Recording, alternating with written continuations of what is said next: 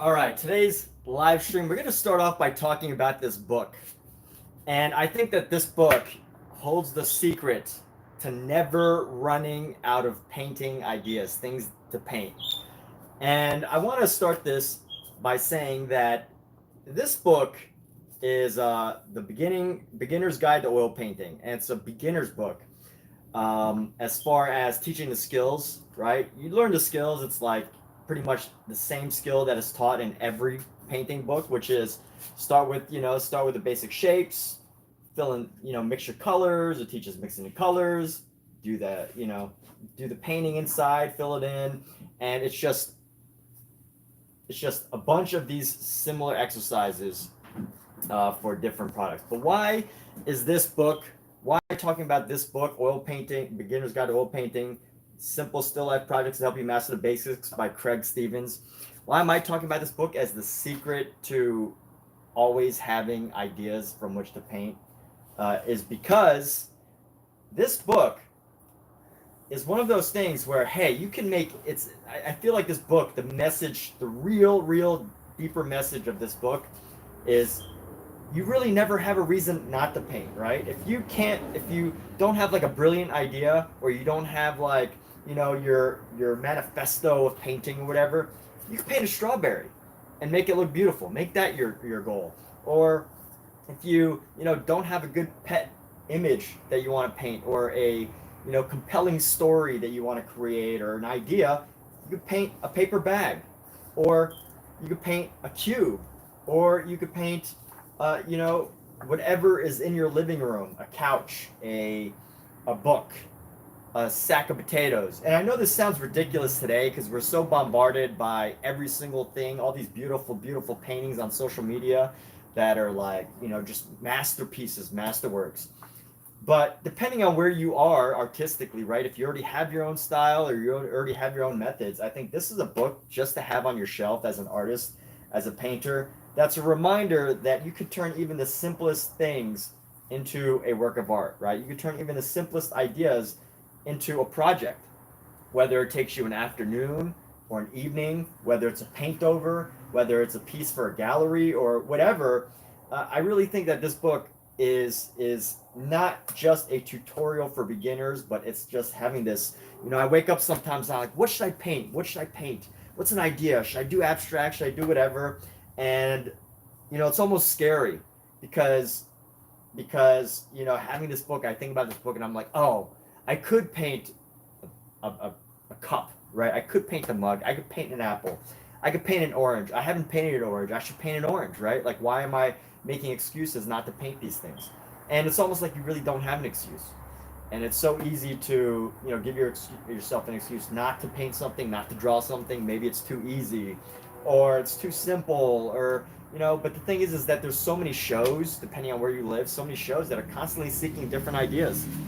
And I think that's the value of this book. Is it gives you, if you're having trouble finding ideas, if you're maybe procrastinating on art or painting or whatever, and you just feel like you got to get into it, you got to get something, I mean, this book is great. Even if you don't get it for the tutorials, even if you're beyond these tutorials, right? This is a beginner's guide. It's not advanced painting techniques for the master artist. It's a beginner's guide. But I do think that this is a more than just a guide. It's a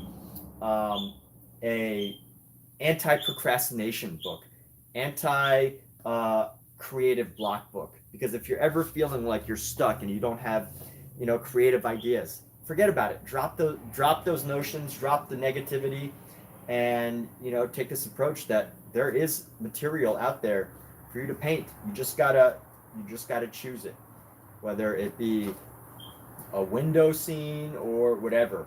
So do I end up running out of ideas to paint? Of course, right? I'm a human being. I don't have infinite amounts of ideas. I mean, I guess I technically do, all near infinite, but there's also other reasons why someone may or may not paint something, of course, right? But at the end of the day, if you have like a constant reminder that there's so many great projects that you can do right from your living room, you just never feel stuck. it becomes an issue that's a non-issue, and you just constantly work towards whatever it is that you want to do, right? Whether you want to do a landscape, and it's all these simple projects that really help you with the bigger and bigger projects, because it allows you to really simplify ideas and break them down and turn them into compelling projects. And these are beautiful little pieces, and it's not teaching you like, oh, this is how you have to paint. At some level, these are just some of the basic, most fundamental ideas and methods shared in this book, and it allows you to make some beautiful things. And with that said, that's the talk of a nice little intro to a book I highly recommend. This really is one of those books that I leave like sitting. So Bobo Ghost says when he or she thinks of painting, or when they think of painting, they think of Bob Ross. Fantastic, yeah. So when I think of ideas, right? When I'm thinking of ideas or ideas from which to paint, this book is such a reminder, because I'm looking around my apartment, I'm looking through my phone, I'm looking through social media, and I'm trying to like figure out, oh, what's a good idea? What should I paint next? And this really simplifies that, right? You're never out of ideas. If you live in a home that's surrounded by a neighborhood, there's stuff for you to paint. And like it's everything, right? I've painted garbage cans, paper bags, apples, bowls, mouthwash containers.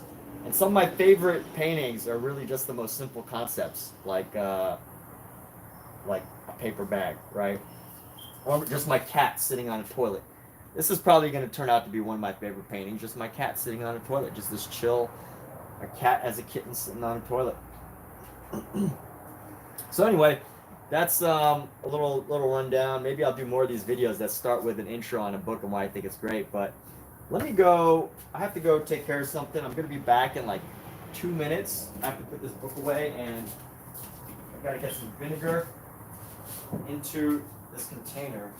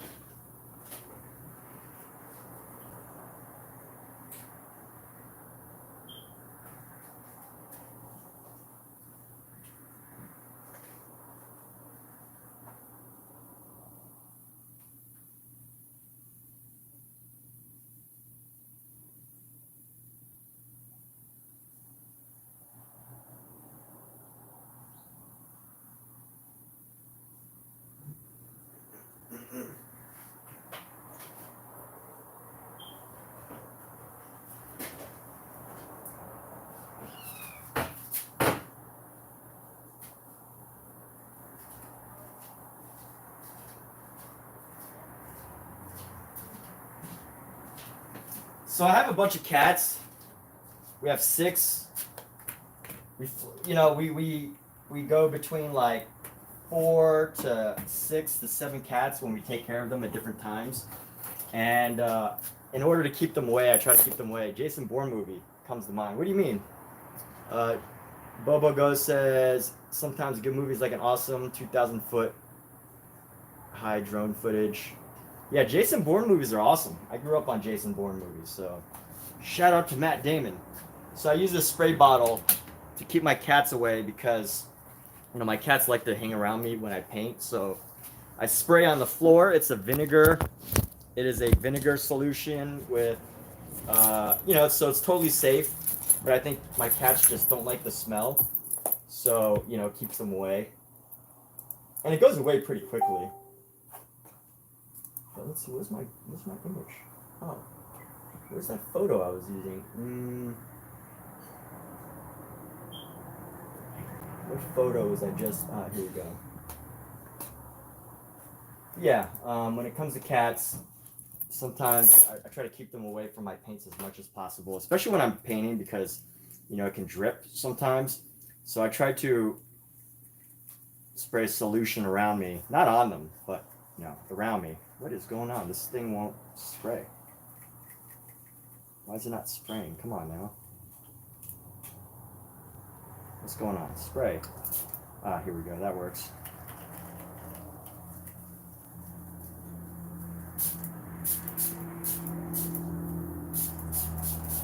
And you know what? Vinegar is a natural cleaning solution for your environment. So as long as I keep this around, this is just one solution, right? Like that. A lot of people know that if you're painting with oils, you don't really want your pets around. Not because the oil paint itself is really like dangerous. It's not like it gives off fumes, but you know, mineral spirits is the biggest factor. When your paint starts to like drip and all that, you want to try to keep your pets away. Just a consideration, right? Like, I do my best to, you know, keep an open air environment, keep my pets away. And with that said, you can see this door open to just behind me here. The door helps to keep some of the ventilation, right? That's really important when it comes to oil painting, is having a proper ventilation in your place, your space. If you're going to use mineral spirits, honestly, I think if you don't use mineral spirits and you only use oils, you probably don't need to worry too much about open space. But if you plan to use mineral spirits, then you definitely want to manage your space a little better. So that said, watch out, kitty. Come on. Go, go, go. Go, pass, pass. You shall pass. There you go. Good boy. All right, let's see. What should we paint? We're going to paint this. I'm trying to decide. I really like this painting as it is. It's like got this like loose, free, interesting quality to it. And I'm just wondering to myself, like, how close to realism do I really need to get, right? Do I want to go for realism, or do I just like this painting as it is? So, you know what I think I'll do is I'll go for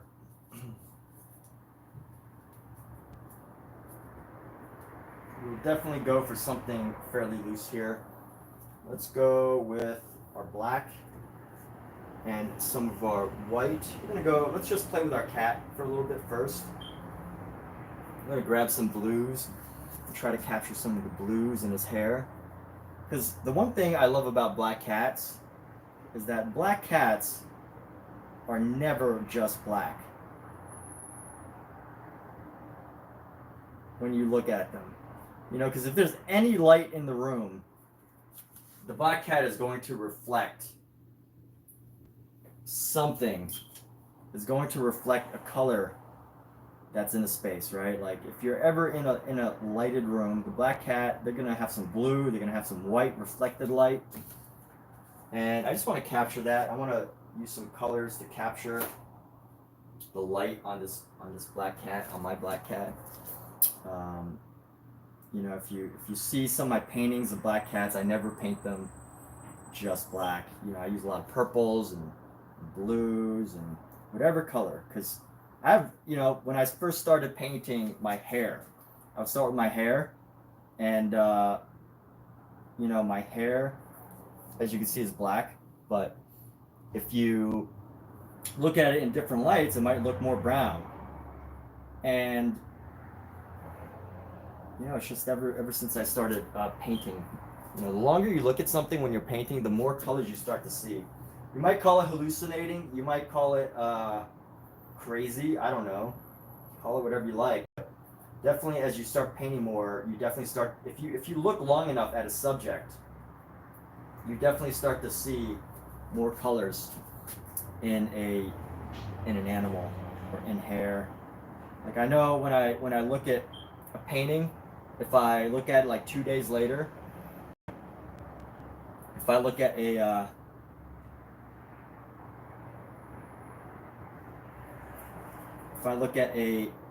image that I'm painting and I look at it like 2 days later, I'll definitely start to see more colors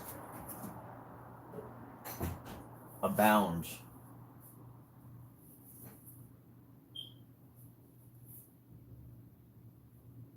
So we're just going to go for these nice, fun, expressive strokes of the brush here. I'm going to go for different colors. Try to bring out some blues. Of course, we're going to go darken it with some black, but for now, I want to follow the contours of his body here.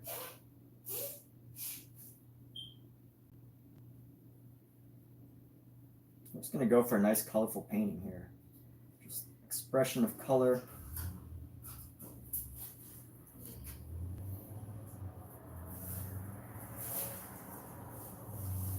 And this is one good reason why people should pick up painting, I believe, is just so you can paint your pets. I mean, yeah, of course, like, you know, if you don't have time, you know what, you should hire a pet portraitist. No need to learn painting if you just want pet portraits, because unless you plan to become a professional, right? Cat, I'm streaming. Just reminding you, like that. And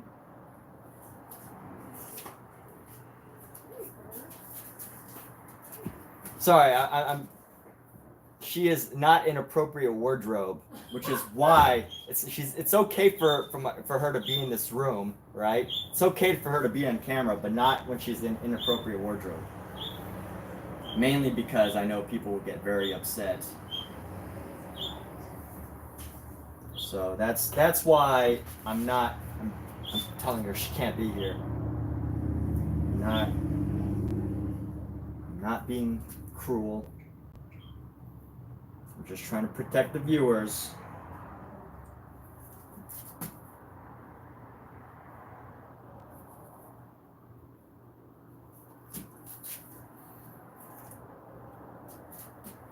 And let's go, we're going to continue on with this dark blue. And just find this color here. So we're going to go right into here.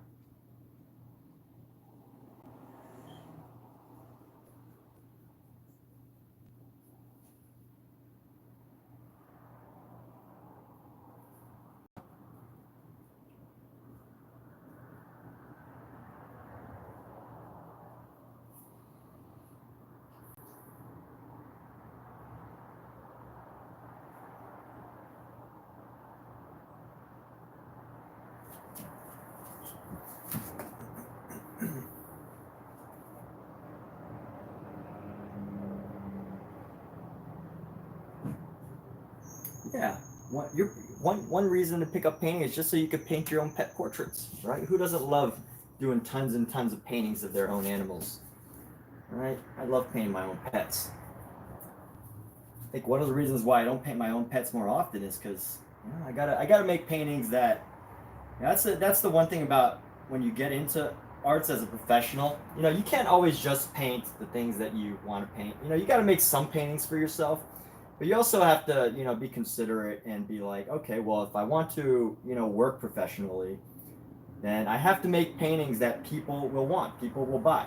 And it's very rare that a random person will just buy a painting of your pet or your portrait, unless it's someone famous, sadly, right? Like, if you want to get known for your painting, just paint famous people, right? Paint celebrities, paint, you know, Dwayne "The Rock" Johnson, or paint Marilyn Monroe, or paint, you know, it's the easiest hack.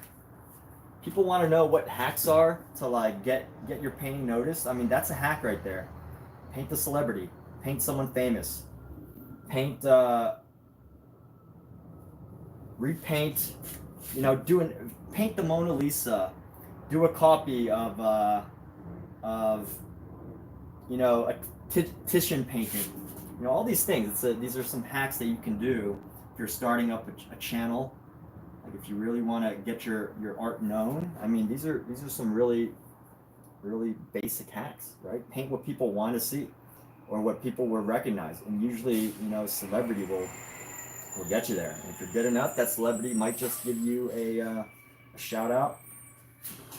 Now, I'm not saying all art should be like that, but hey, if you're just starting out and you're looking for ideas of how to paint, and maybe you're starting a live stream and, you know, views matter a lot to you, then obviously, you know, you might want to consider what you're painting. You got to paint what people like.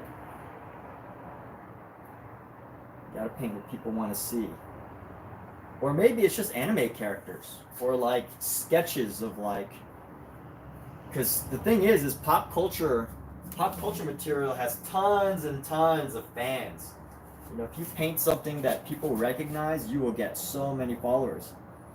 But, you know, will it be fulfilling to you? You have to absolutely love it. You know, will it be fulfilling? Maybe, maybe not. Maybe you won't feel fulfilled if you're just, you know, painting for the views, right? Maybe you won't, but maybe you will. Because sometimes views and support and you know, followers, that can carry you really far. That can take you to the next level if you're open to, you know, doing what the audience wants, doing what people want you to paint, responding to the views. That's one great thing about YouTube, by the way, is YouTube is always sending you ideas from which to paint.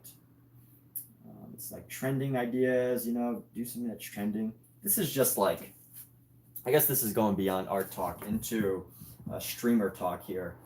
Like, you know, it's the most obvious thing that I think some artists just have a hard time with is just, you know, I think people think that artists can just paint whatever they want and, you know, that they'll like get known for it. But that's really, the more and more you like research, that's really not the case, right? Like, you have to paint something, unless you're like known for a certain style, you know, you got to paint pop culture stuff. You got to paint some of the pop culture stuff. Like, even historically, pretty much every artist that's ever been known has done something that people wanted, right? Landscapes. Even though people probably don't buy as many landscapes today, I mean, that's pretty common. It's very landscapes. What do people want to see, right? What do people want to see is the question. And some people love pets. Some people love realism. Some people love other things.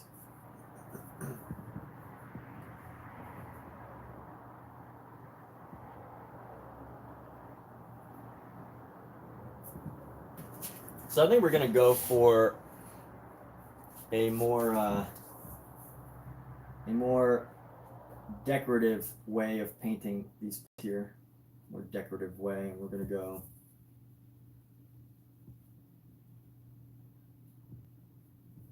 Yeah, paint pop culture icons. If you really want to succeed as a streamer, I think the easiest way is really just to paint pop culture. Because people recognize it, people will see it, and they will totally, you know, relate to it. You gotta paint things people can relate to. That doesn't mean you shouldn't move beyond it. I'm not saying that everyone should, you know, that people should not move beyond it, but at some time, I think you gotta paint what people want. I think the hard thing as in painting is, you know, you really hope that people, that no matter what, like obviously what you paint is what some people want. Right? We want to hope that people just want art or stuff for our art, but that's it's really rare. It's really rare. If you're just starting out, right? Even like what's this? Andy Warhol. People wanted Campbell soup tomato cans. They wanted Marilyn Monroe. They wanted, what's that? Liechtenstein. People wanted pop culture and pop art and something different to see. People wanted those things.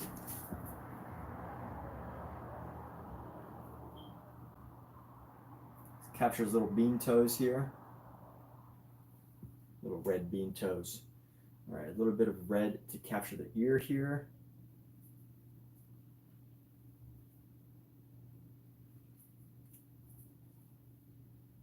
And I don't want to up his color too much, so we're gonna grab some of this. Let's grab some white. Let's try to capture his you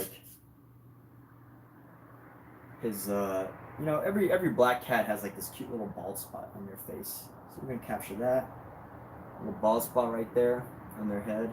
Let's capture some more of this highlight around here, some reds, some yellows, and let's go around here.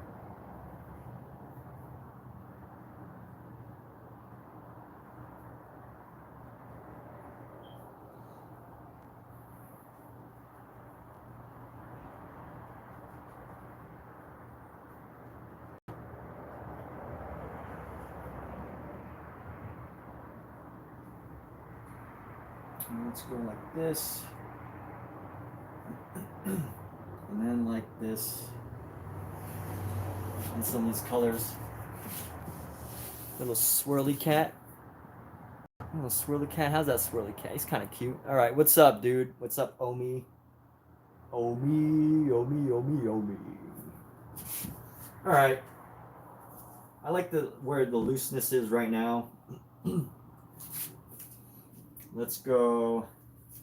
Let's take this brush. Where is this? Let's see. What color is this right now? What have I got? Let's see if we can actually bring this across. It's like a white. Is it a white?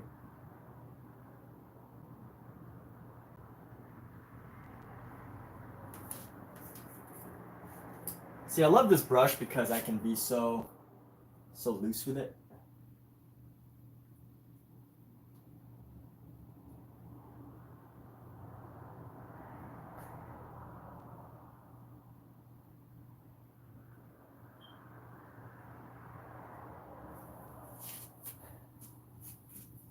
Let me see. We got the blues. What's going on? Omizu. Omizu.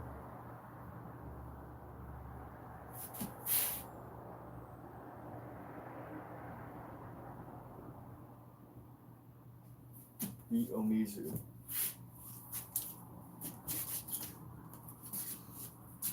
Let's go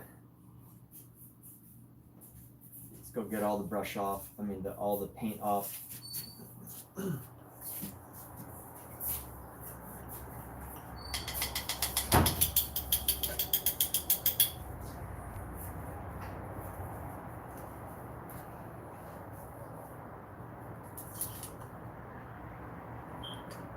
Let's use this brush. We got this brush the other day.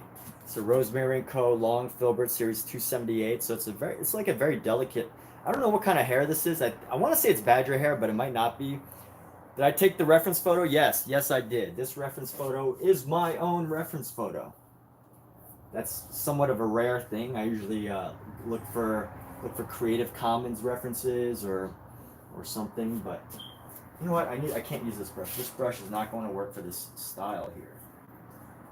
I need a brush that I can pick up paint and put it down. Pick it up and put it down. But in a very rough, textured kind of way.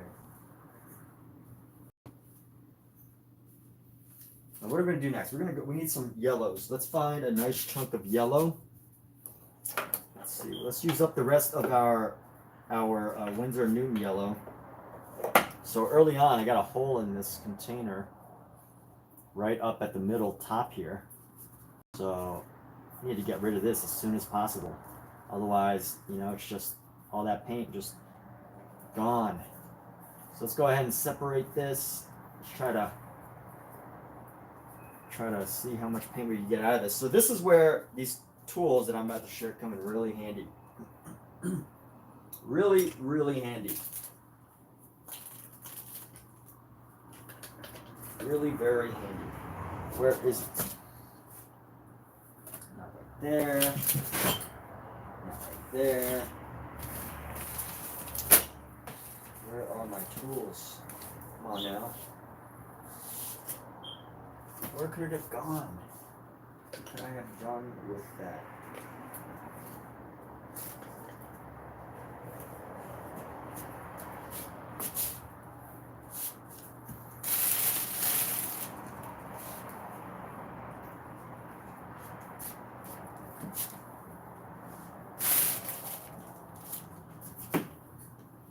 All right, so what I'm looking for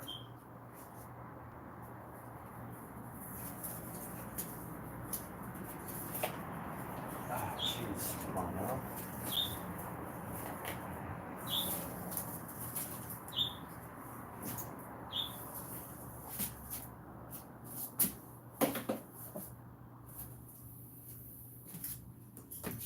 What can I have possibly done with it? So what I'm looking for is the tube squeezer that I constantly talk about. I love this tube squeezer. But I've lost it. I have lost a tube squeezer.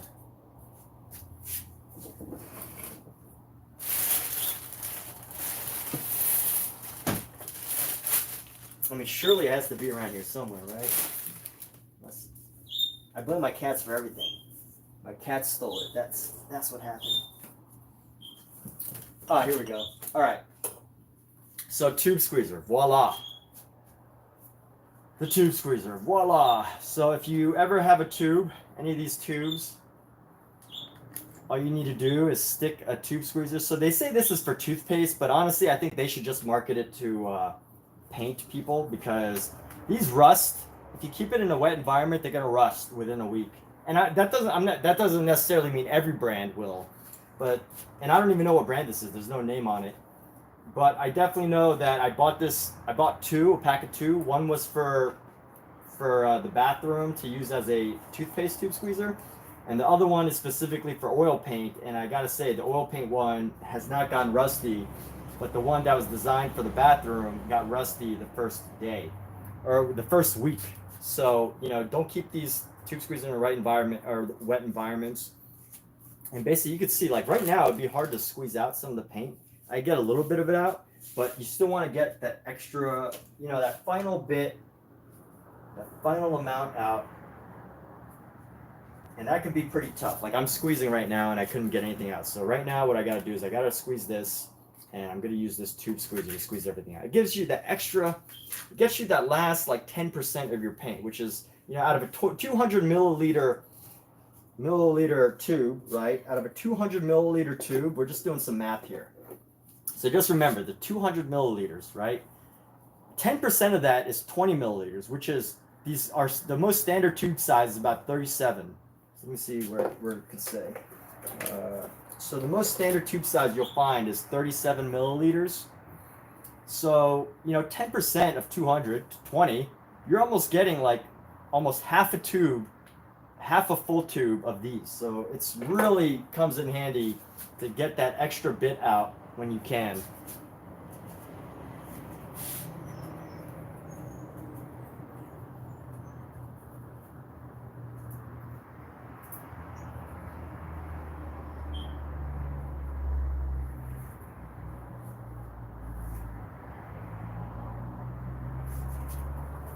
Look at this, we're getting right near the tip here. It's still hard to get this extra last bit in here, but we're just gonna squeeze and squeeze.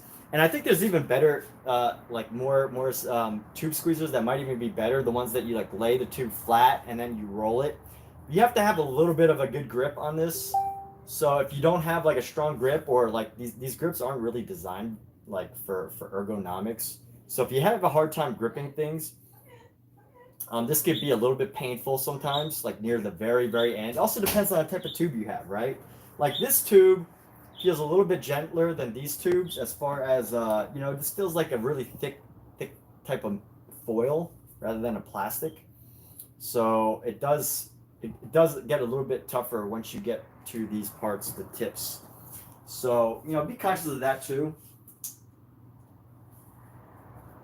But really though, it's really just about that final like last bit of paint that you try to get out. So I think at this point I might have to like push with my thumbs and fingers, but at least you're getting that out there.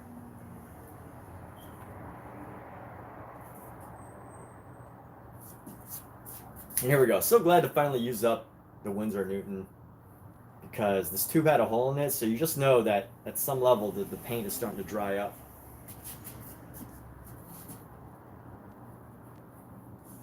So I can actually take a brush if I really want to be economical with this. I can just take a brush. I'm really getting economical. And see right here, these little corners are also a problem. If I could figure out how to flatten those out, that'd be great. There was a tube squeezer that did that. But I think the last bit, you really got to use your thumbs. Let's see, maybe we can't squeeze it out. Let's try this. Let's try some different techniques to get the most out of your paints. So I'm going to try to stick this in here and just like put it, because this is good at rolling the paint up, but not necessarily getting these last bits of paint. So let me see how this goes if I try to like squeeze it. Like if I squeeze it right in the little area here where the thumb should go. Let's see how that goes. Yeah, I got a little bit. That helps a little bit. So these tube squeezers, they come in pretty handy. I recommend it.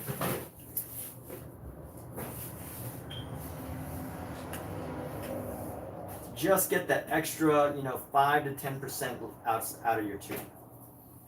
And the more, depending on how much you value your paints, how important it is to get that much out. Here we go, pretty nice and flat. So I think an alternative would be like a hammer or some type of gripper.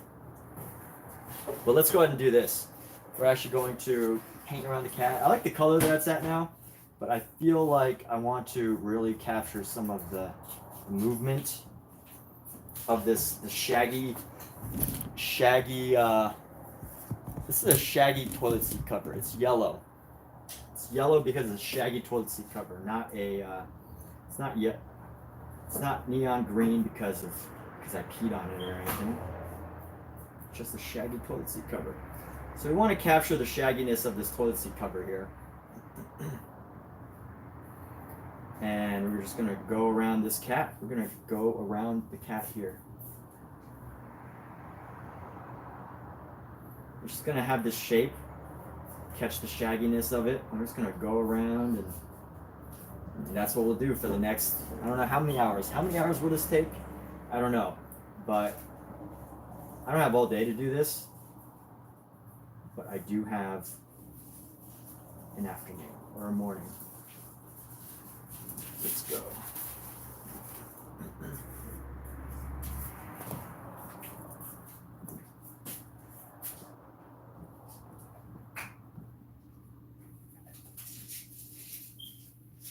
And here we go. Just using a nice bright yellow.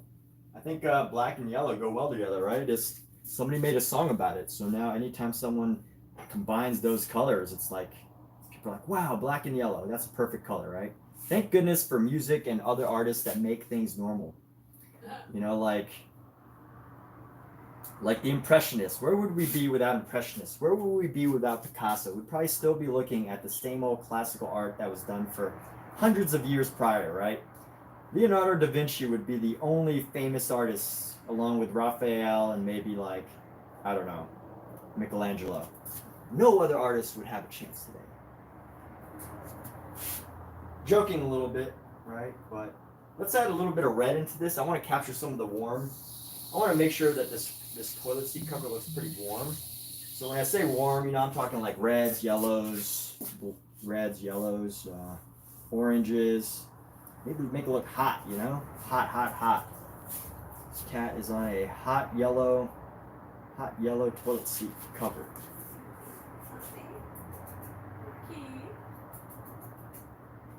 Okay. Hi.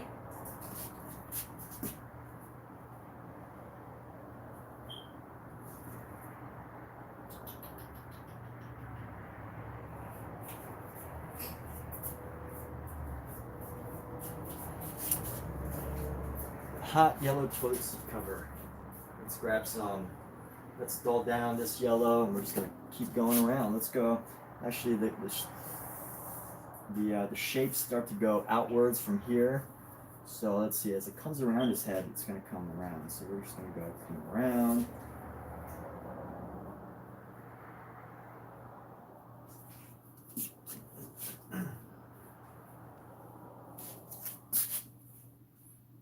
Let's go like this. Boom, boom, boom, boom, boom, boom, boom, boom, boom, boom.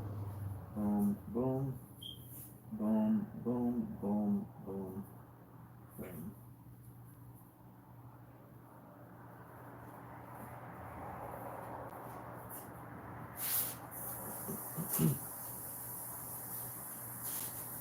And we're just gonna keep building. So as you can tell, like this is really thick use of paint. So I think Windsor and Newton, as I've made a lot of complaining videos about Windsor and Newton because their tubes break really easily. But honestly, it has also been a benefit, right? Like, what could possibly be the benefit of a tube breaking easily? You become less, like, precious with it. You go like, hey, I might as well use this paint if it's going to, disintegrate if I wait too long. Oil paint, if it's kept in a tube, it's common knowledge that it'll last for a very, very long time. But if it's got a hole in it, you're going to start to want to use it. And then, you become less afraid, right? You become less afraid of of trying new experiments, which is why it's one of the reasons I think you gotta play mental tricks with yourself sometimes when it comes to art. Is if you use like only the highest ends of materials, which should definitely go for the best possible art supplies you could possibly get. But I think that there is truth when they say knowing the best materials for the art that you're making, right? And I will say that for things like this, impasto. So you can see impasto. If you don't know what that means, it's basically just using really thick paint. And I will say that Windsor and Newton, this brand, Windsor and Newton, does a really good job of making really thick, chunky paint. And I wouldn't necessarily use this for like super fine detail paint, but like it is great for these big, thick paint effects.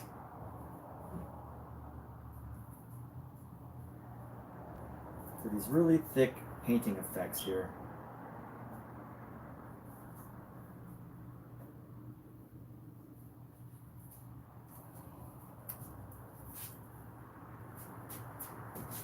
Like you can see, let's look at a different, like this paint is just so thick right here, right? Our Windsor Newton, it's a really thick paint.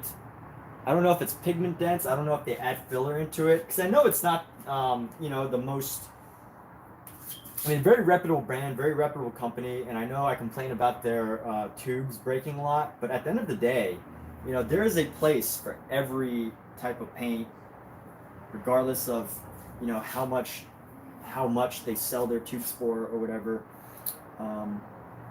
There's a place, and if you experiment with enough, you'll find that it works. Now, obviously, everyone probably eventually falls into their own style, and maybe they get like, brand deals or something. But I definitely find that Windsor and Newton does a great job of creating paint that, if you want to paint impasto, if you want to paint really thick and textured, that it's a great paint. Because if the paint's really expensive, I know on Amazon I'm not supposed to talk about price, but I think really when it comes down to it, it's important to know, right? Especially with paint. If it's really expensive paint, you start to get too attached to the paint, and you're afraid to use it. So, obviously, use the best paint you can, but at the same time, right? There's different paints for different purposes. Some paint I like to use for just the undercolors, right? Like all this stuff underneath that's not really going to show on top of the painting. I just leave it. And that paint's just there to provide like an undercolor. It's not there to, define very much. It's not really. Its only purpose is to be there underneath, so that we don't lose anything when we're painting around it, right?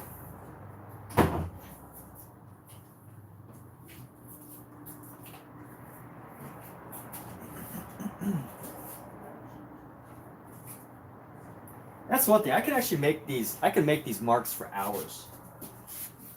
I did this other painting a while ago, and I vouch I'll probably never do it at painting again. So I taped every single. So a tape is probably about a ½ inch.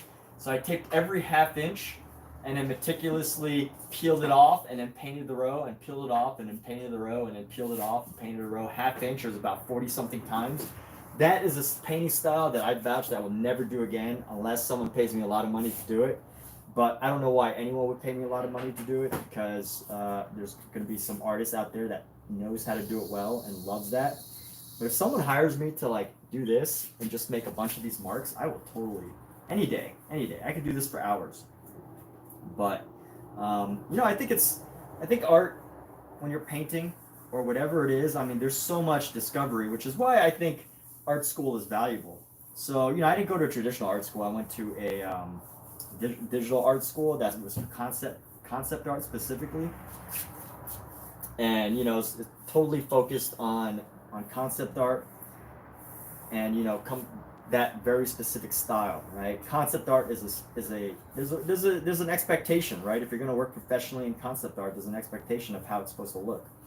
So, you know, I was studying that, and you know, where I think art school is valuable is like it's a great time to experiment. You know, it's a great time to play and figure out what it is you will do or won't do, and you know what works for you and doesn't work for you. So there's that. Let's add some of these reds into here so that we don't lose the red. We just want a couple streaks of red here, so just a couple streaks.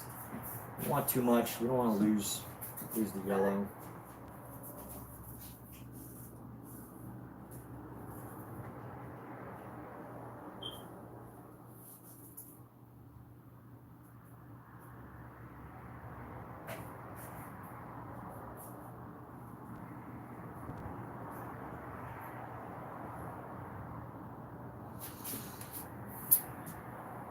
And here we go. Let's go.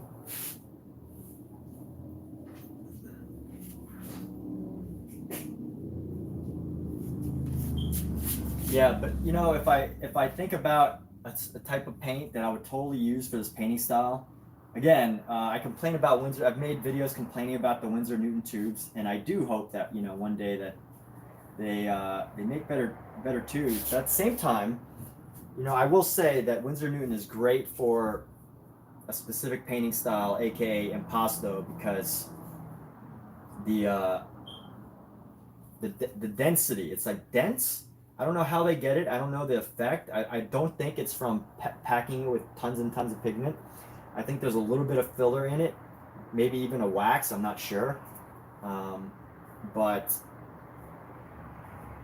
it's like it's just the right texture for some of these, you know, some of these effects, aka, you know, dense textured dense paint that, you know, some people actually pay for an extra wax just so they can mix it in.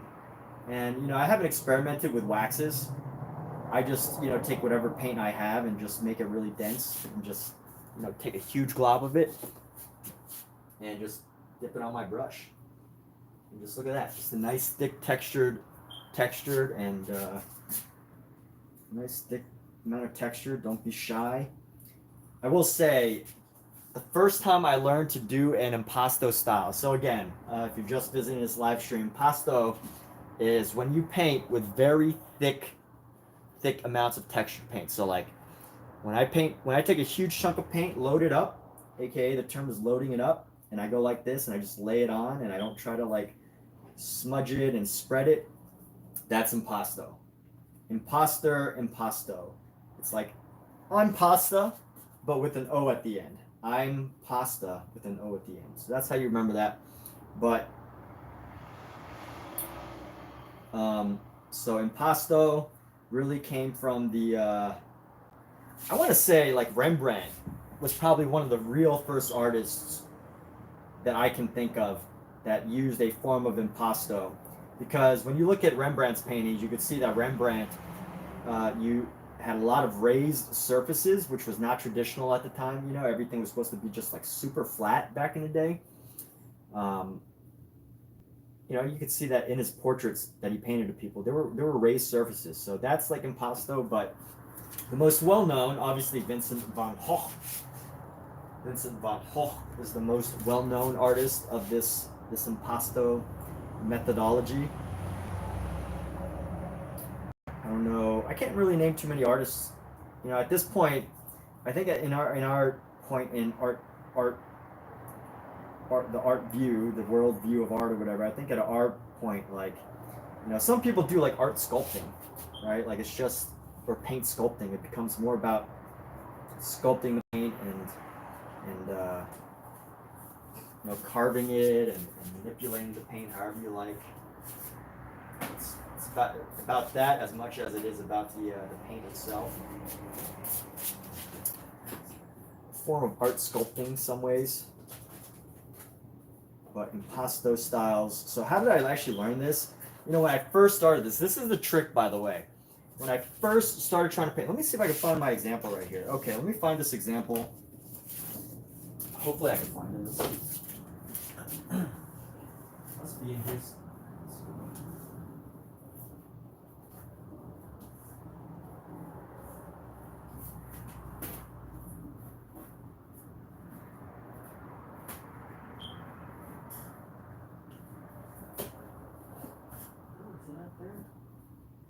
Where is it? Right here.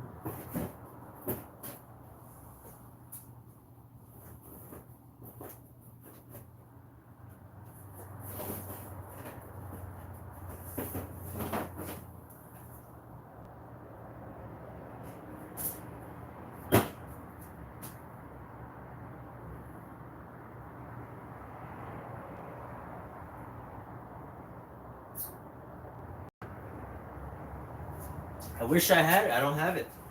But, so I can't really give an example now. But if you look at some of my earlier paint, you know what? Maybe I could just use a different painting as an example.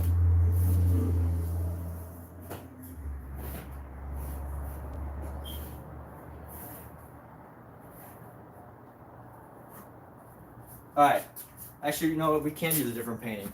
So when I first started painting, I thought that this was impasto, right? You look at this from the side.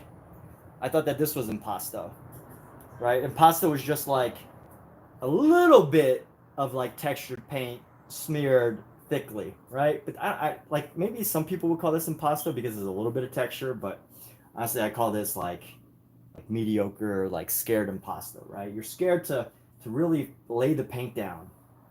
You're scared to like, you know, place a lot of paint down. This is just a study, by the way. But that's when. So I was painting like that, and then I was painting in a park, and someone came up to me. This this guy, his daughter, and his niece, and the guy's daughter was like, "Oh, hey, my cousin here.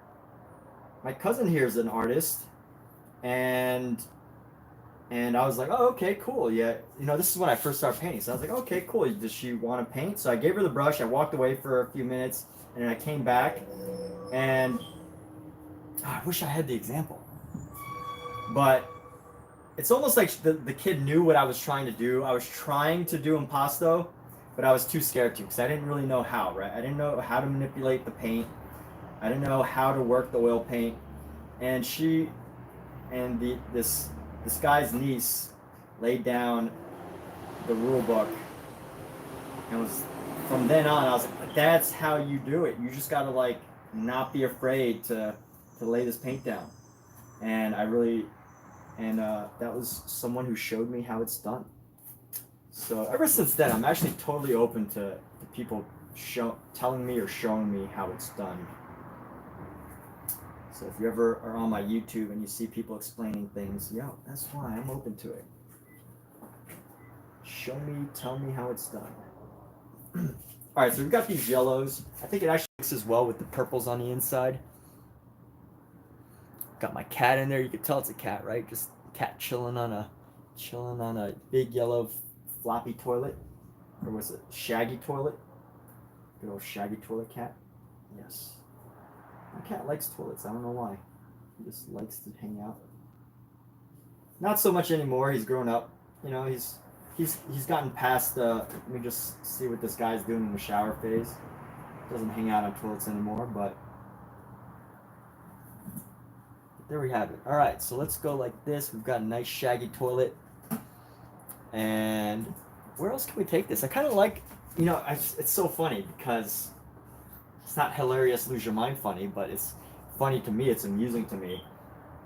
This, I like every phase of my painting, and I hope everyone else does too. You know, there's some people that are like, well, you know, it's in a phase and it doesn't look finished and it's not ready.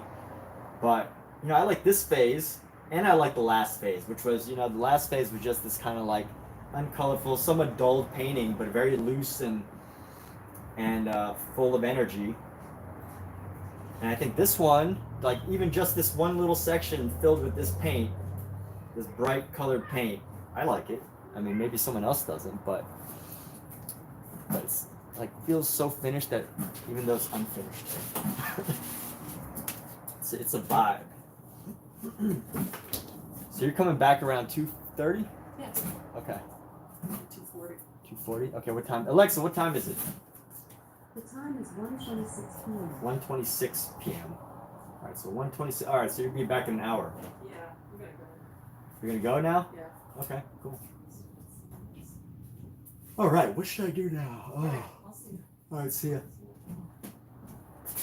Frank, Buster, you're in the box. Now I'm trying to think here. I don't know. Oh, Someone walking around somewhere. Oh yeah, he's looking at the bird. Hey, look. I want to see a kitten looking at a bird. There's a kitten right there. There's my kitten looking at the bird.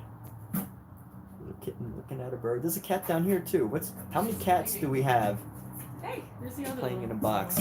Let's see. The Can other little anybody one's see? down here. So there's a cat right there. A kitten right there. Oh, the other one's on the easel? Yeah, Okay. alright, see ya. Alright, let me adjust this. Alright, see you. Bye. Later. Alright, let's get back to this. And let's go. Bam. I really love how this kitten's looking. Bye, baby. Bye.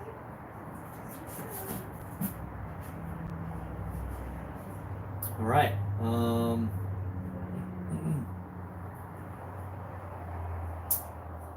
Who likes black cats? This my black cat, I think there's two cats that are just collectively connected in some way. One is a black cat and one is an orange cat. And supposedly they say all orange cats share a single brain cell, a collective universal brain cell, and I can agree to that. But I think that all black cats come collectively from the same void, from the same dimension, from the same plane of existence, and that's a void. The same exact dimensional void all black cats come from. So while orange cats share the same collective brain cell, I think black cats share the same collective home or home of origination. Therefore, anyone who likes black cats could buy this painting, even if you don't, even if this is technically my black cat. If you have a love for black cats, you can appreciate a painting like this, right? Even though it's a painting of my toilet, that's not that cool. But why not? This is slice of life, people. Let's do a slice of life. This is a little bit of life for everybody.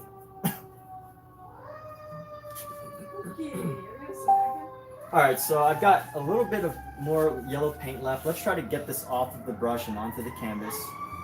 Get this off the brush onto the canvas because that's where it goes, right? The tissue. Paint should go onto the canvas, not into the garbage.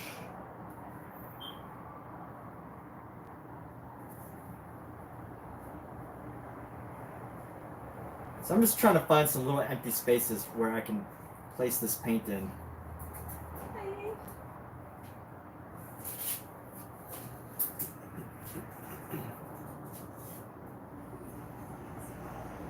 That's a fun combination. It's kind of everything's kind of flat, but it's also interesting. So I still have so much yellow paint left.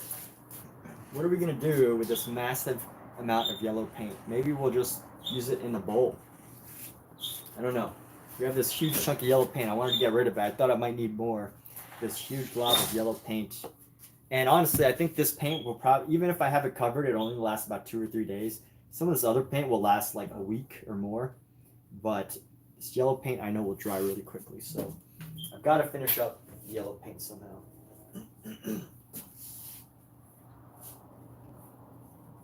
So which means I have to make a big painting that uses a lot of yellow paint. Or I could just do a paint over or something. I don't know yet. We'll see. Still in the discovery phase, the creation phase. And I heard some cats were hanging around my easel, so I'm just gonna start spraying around my easel. It means the vinegar smell is starting to wear off. Vinegar is a great cleaning agent, by the way. And I believe it's safe. Just cats don't like the smell, which is why I like to spray this around my area.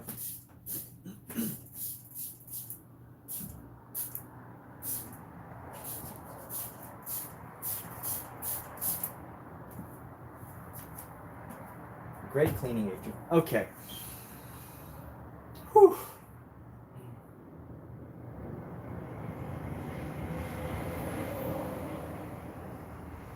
Let's try and make this whimsical.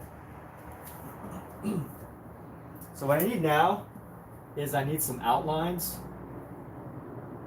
Maybe I don't need outlines.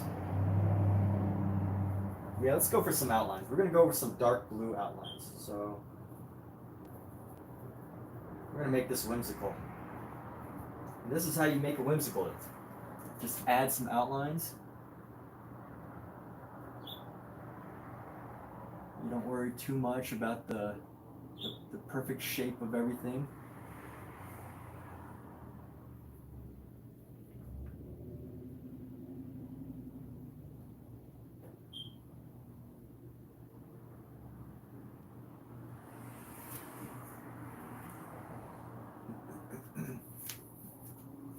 Let's bring in some more of this blue. This blue is really chunky. It's a very chunky blue. So let's go ahead and find this shape right here. We're gonna go like this.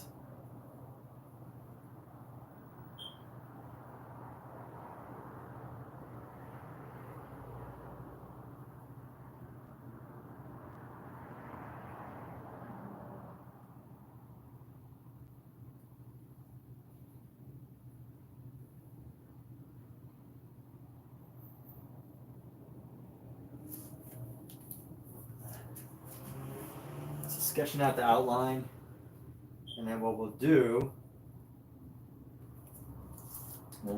is we'll reformulate everything, redesign everything. I'm gonna leave the cat in this not outline, but we will go and outline these other areas here. Create a nice thick outline.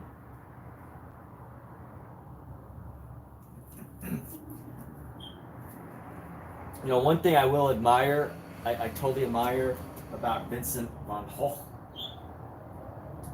is that no matter what, I mean, you know, I do believe, I would say that the fact that people say Vincent was broke, I believe that's a myth.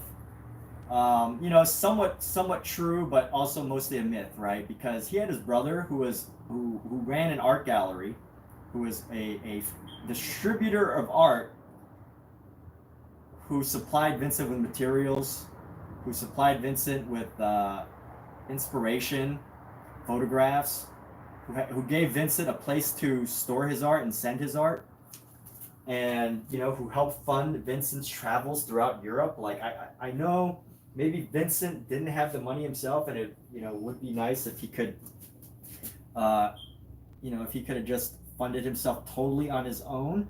But he had his brother. His brother supported him a lot after his, you know, his family kind of disowned him, but his brother still helped him. So I wouldn't say that Vincent, although was like totally broke, and in the same way that some people today might consider themselves broke, but he had support. Now that said, the reason why I even brought that up is because, you know, I don't want to perpetuate the myth of the broke artist, right? But I will say that although he had his brother, and you know, although he had his brother, I think it's important to note that no matter what, that Vincent was able to, even when he lacked art supplies and he had to, like, you know, beg his brother for money or whatever, even when he lacked art supplies, you never see him being cheap with oil paint. You know, you never see his artwork having like a frugal, like, oh, well, you know, I don't really have much paint right now, so I'm just gonna kind of like, I'm gonna kind of use a little bit of paint and, you know, try to save, so I'm not gonna do this, I'm not gonna like do a nice painting, right? I think that's the one thing that is just so powerful with Vincent's pieces, is even though, again, I don't want to perpetuate the myth of the broke artist, because I don't think Vincent necessarily represents that, but partially he does.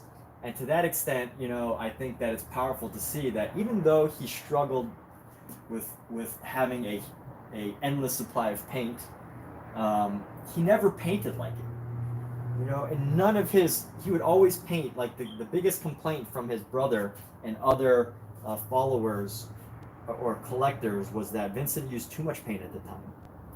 And I think that speaks volumes, right? Like, he loved painting so much and was so committed to his craft, but he was never cheap or frugal with his paint supplies.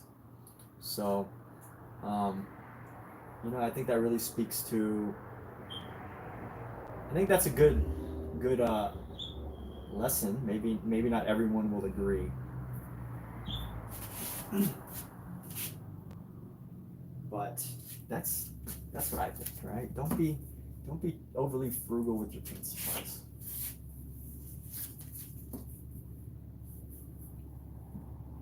So there's a little philosophical thought there. I mean, again, that depends, right? If you're trying to work as a professional artist, and I'm sure there are a lot of successful artists that are very frugal with their paint supplies. I'm sure there's a couple, but I personally, it's not me. I won't be frugal with my paint supplies.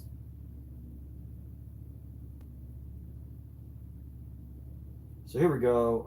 We're gonna come down, and this is going to create because this door is a little bit open here.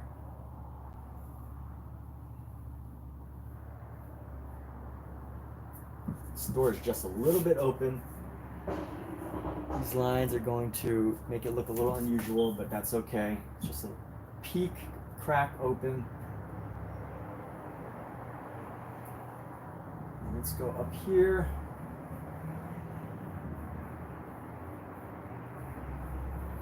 Yeah, you look at Vincent's later paintings, I mean, like, there's very few paintings where you would think that Vincent lacked painting supplies. But if you ever listen to his letters, it's like every painting that he made was totally just, he just loved the craft of painting. It would never, he never felt like his painting was cheap on the materials. Even though he used supposedly he used commercial canvases. So maybe they were built with better quality back then. But I think there's a little bit of a stigma with using commercial canvases nowadays because, of course, the real fine artists should be making their own canvases of the highest quality materials. And, between Paul Gauguin and Vincent, Vincent supposedly used commercial materials, and Paul Gauguin, made his own materials. That would probably be a big difference. But honestly, I think as far as painting goes, Vincent was more expressive. He was probably the more the better artist of the two. But I think Paul Gauguin, I like his actual paintings more.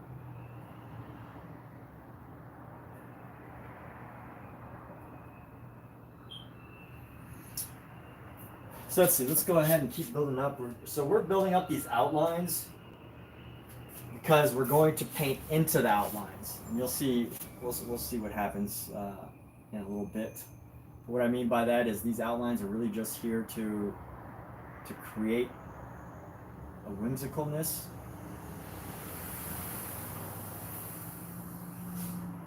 It's going to be a level of whimsicalness whenever you add an outline.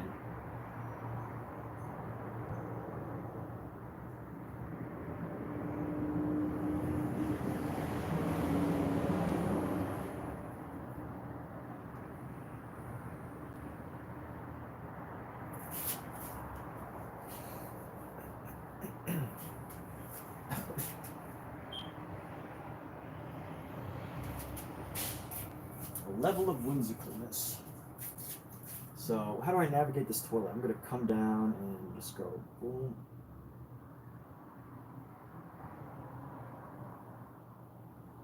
Really nice outline.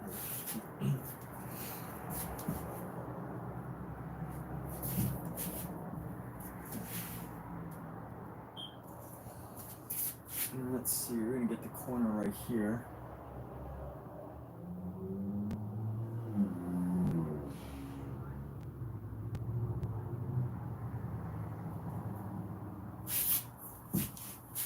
our other corner up around. So we're just using a nice dark blue. I didn't want to go black for the outline, but the outline has to be dark. Has to be one of the darker values. You want to create the whimsicalness. Let's see, we're gonna go right here, and we're gonna go paint into this corner here.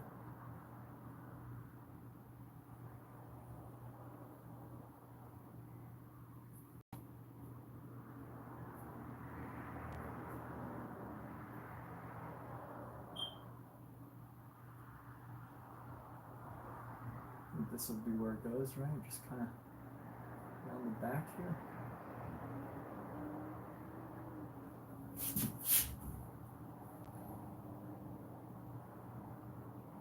That doesn't look right.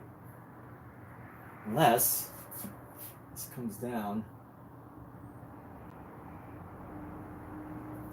All right, let's bring this down a little bit more. Let's see how that looks. Second line looks a little better, and I think maybe we have to cut it off there. We have to cut it off like right there. All right, so a little bit of an adjustment, but a fun little whimsical painting. Paint out the outline. Paint out the outline. But the whimsical nature of this is what we're going for. So we've got a little shadow right here. Let's get a little, some little shape language around the toilet so that we can get this separation here. So I'm gonna come around, and Mizu says to paint out the outline. I don't know what you mean by that. Like paint over the outline. So my plan was to paint through the outline, which the outline will still somewhat be there, but not totally.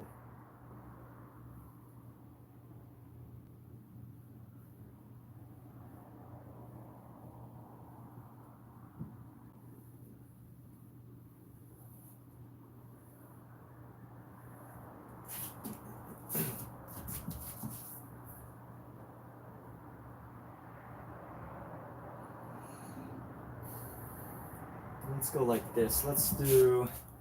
I'm gonna add some blue to go into here.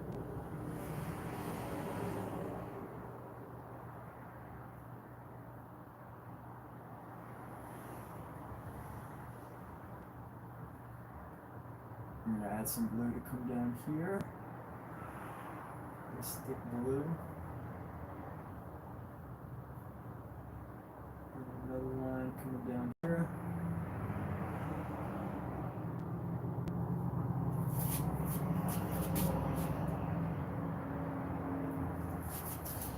And let's see, we're gonna come around and then go boom. We're gonna come around. Let's see how we can formulate this space right here. We're gonna go shadow. Shadow, shadow,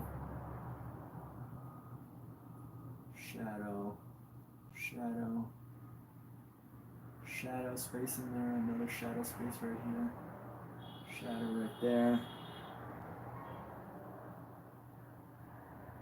and some shadow right there. Let's see, we're already getting pretty whimsical here, right? This is a whimsical painting. Looks funky, nothing's ever straight lined, right? This is a vibe. We got a vibe here.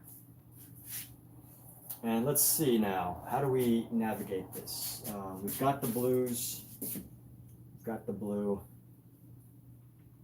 Go ahead, there's a shadow right here, so we're just gonna take this blue. I'm gonna take a nice thick blue here. We're going to take our blues and just paint into the shadow down here. Let's just take a huge chunk of blue.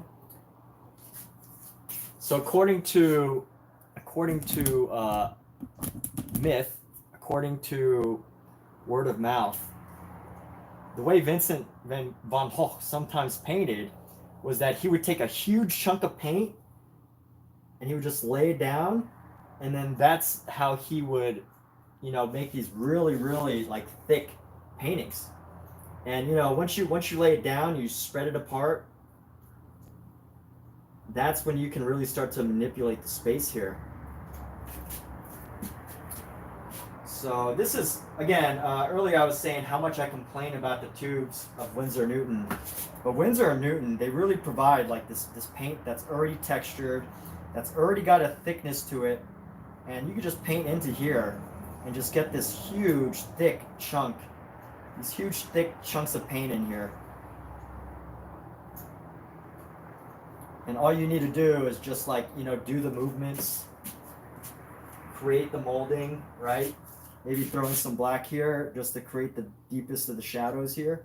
And just like throw these in.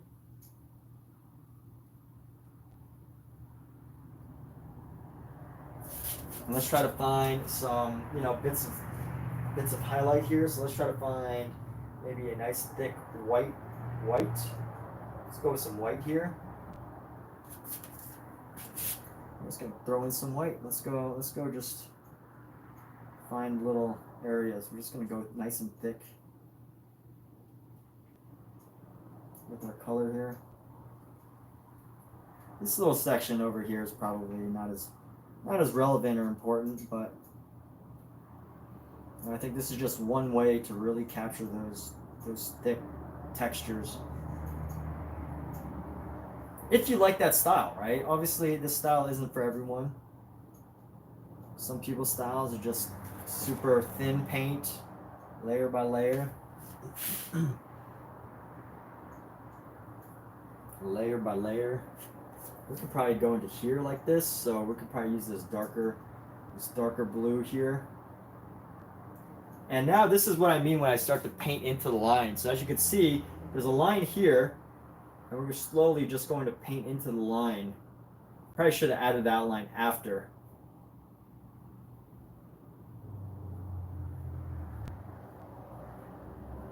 Might have been good to add the outline after, so that the outline kind of like connects everything, or like joins everything, but you know.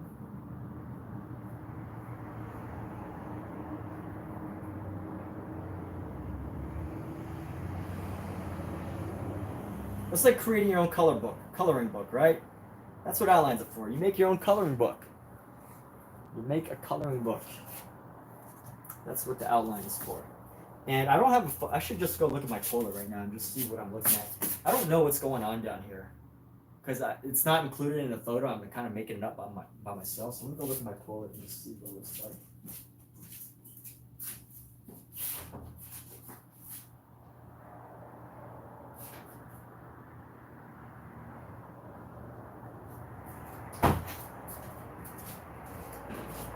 Alright, so here's what I'm seeing. This comes around and then goes straight down, like from here. So we're gonna add another thing right here, and then there's like a round area coming around. Honestly, I probably don't need to focus too much attention on this dang toilet.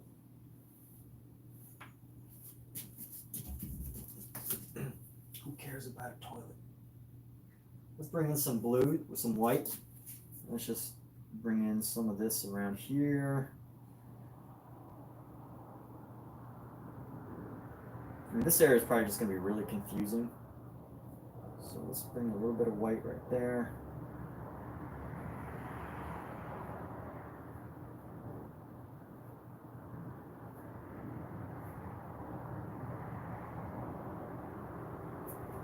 And let's probably go into here. Let's see. I'm going to go down into the bowl. Let's go down. Just start bringing these.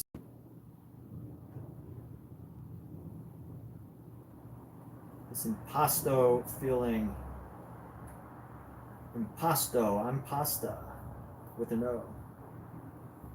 I love that word. Impasto.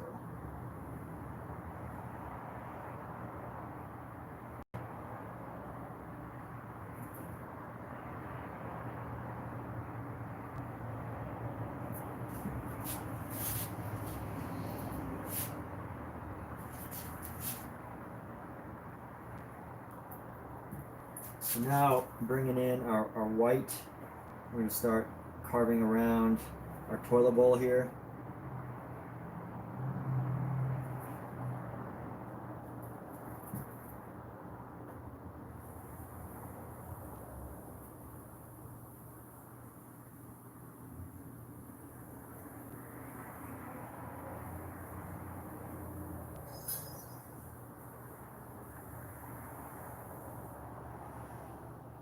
I could totally do this for hours and hours. Once it's all laid out, you know, because then you're just exploring the color variety that you can capture doing this.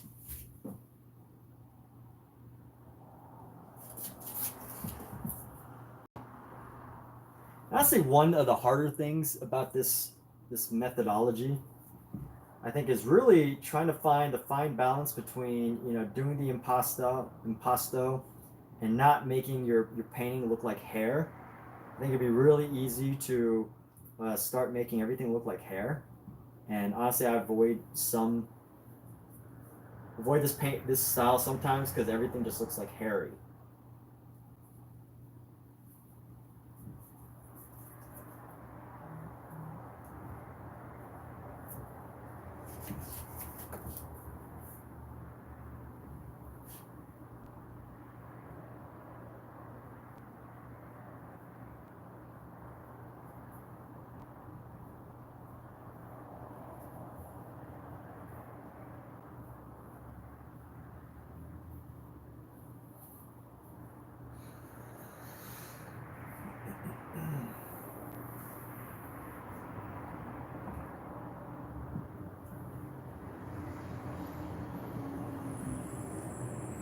Let's go like this. You know, why don't we add a little swirl here? We're gonna add some swirls coming up in this.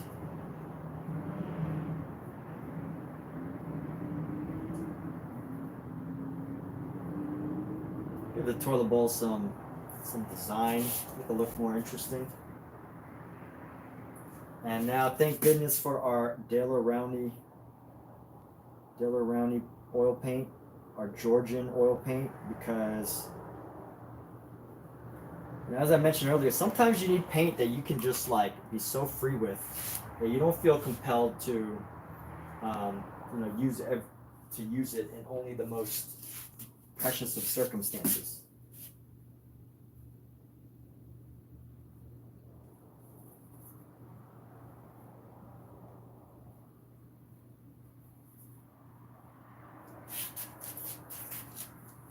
So Daler Rowney, the Georgian oil brand. So it actually came with a pack of 2. This Georgian oil titanium white came with a pack of 2 200 milliliter tubes, which I think is absolutely brilliant. Whoever did that needs a raise, because they actually thought about how artists. What's up, Laura? Because whoever decided that they were gonna do two packs of 200 milliliter tubes, they actually thought and cared about how artists use their colors. Because there's so many paint sets that you buy that come with like a little tube of white, like this tiny little tube, 37 milliliter tube of white, and then like a black, which, you know, very rarely the artists actually use black. And they give you this tiny little tube of white, and then like, you know, all the other colors that are mixed. But if you really think about how artists are using white, I mean, I think regularly artists are using lots and lots of white. And whoever actually considered the thoughts and the usage of their users, their buyers, aka artists, painters, I mean, whoever decided and made a decision they were going to start selling a 2-pack of 200 milliliter whites, please send them my very, very positive regards, because that is awesome. You know, it's really annoying to constantly have to go out and like buy like single tubes of white.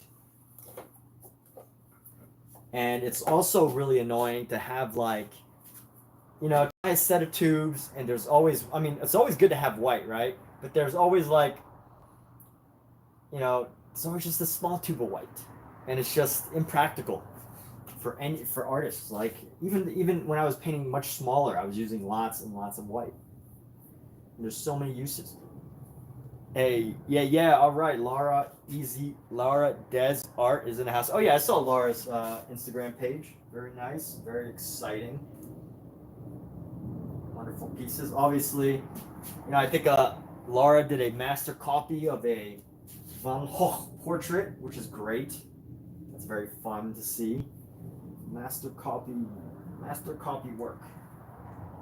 Or master study, master copy. I don't know what words resonate with you, but I know some people don't like the word copy. I love the word copy. I copy all the time, but that's just me. Not everyone is like me. So we're gonna grab some yellow. I want to grab our yellow, and let's grab our white, and let's create like a nice chunky yellow white. Yellow white.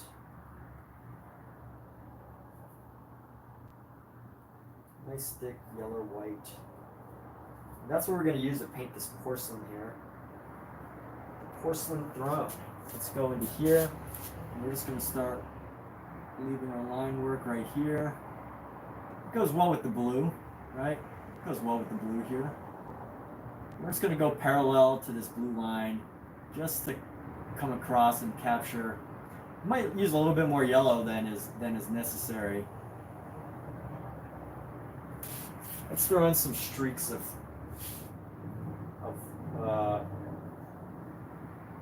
maybe a little streak of blue here and there.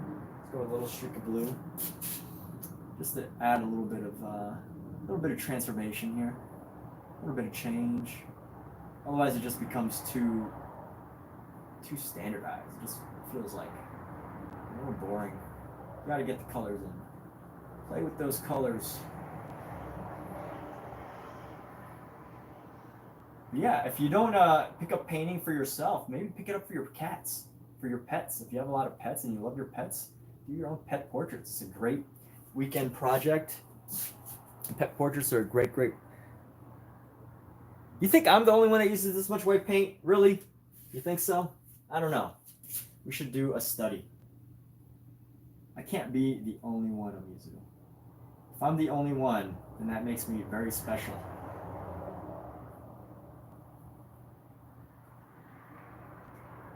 Yes. I'm special. Special. Yeah, I'm looking at this painting and I'm really liking it how it is. And we're already changing it. We're gonna lose this whimsicalness if I go too in depth with this. If I go too in depth with this color. So we'll push it and we'll see how it goes. We're just gonna go up and up, up and up.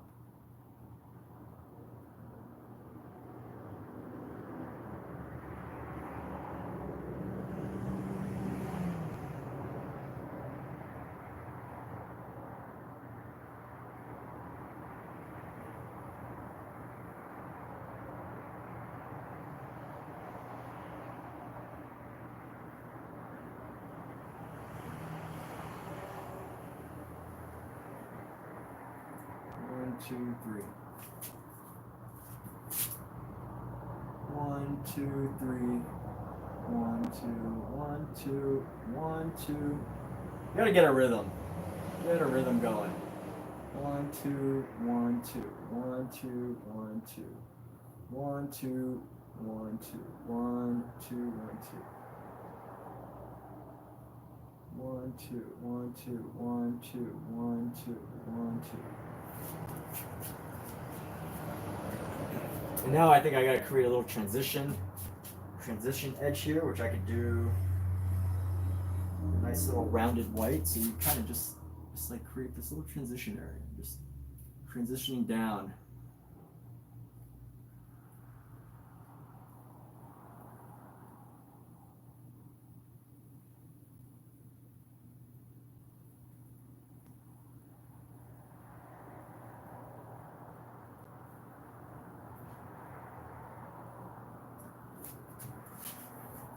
Special. We're all special, right?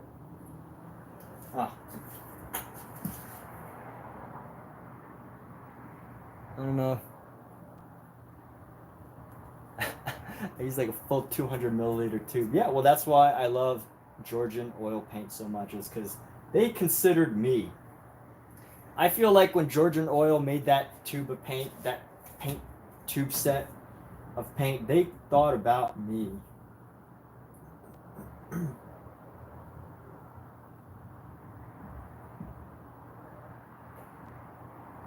Like they had me on their mind.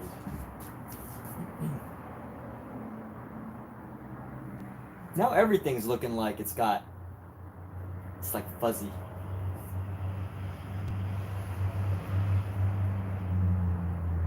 Let me see here. What should we do?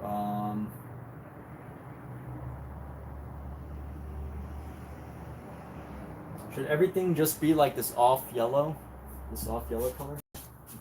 Can we do that? I mean, we might as well. We have the paint for it.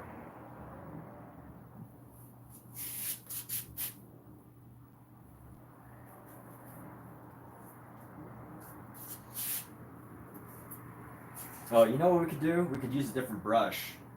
Let's try to find a different brush to get a different texture. You know, we need some more variety as far as this texture goes. Maybe that brush do. You know, let's try. So I got this brush the other day.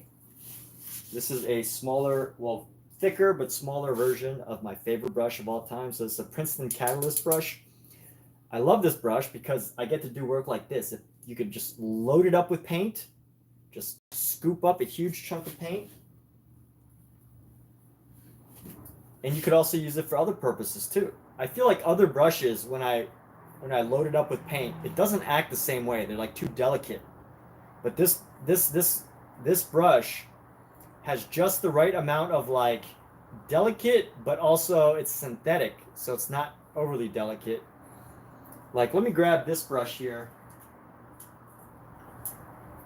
Now this brush is a badger hair, and it's designed for like really fine oil paints. You know, these are pretty expensive brushes, and you know, I could almost do the same thing, but it just doesn't work the same way, especially if you're working with certain types of paints. And then when you lay it on, it just it gets stuck. It's just a little different. But let's go ahead and just play around. We've got so much paint on this thing right now.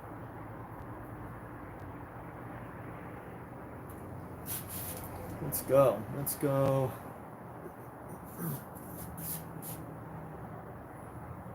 just bring this.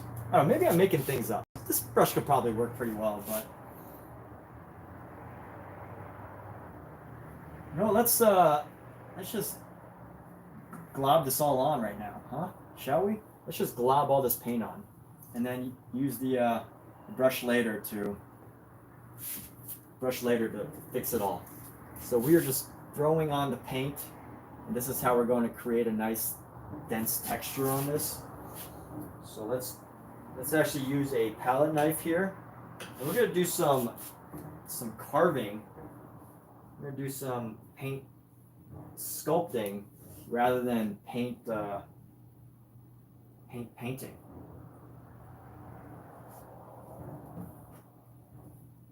Let's grab some nice big thick chunks of yellow here.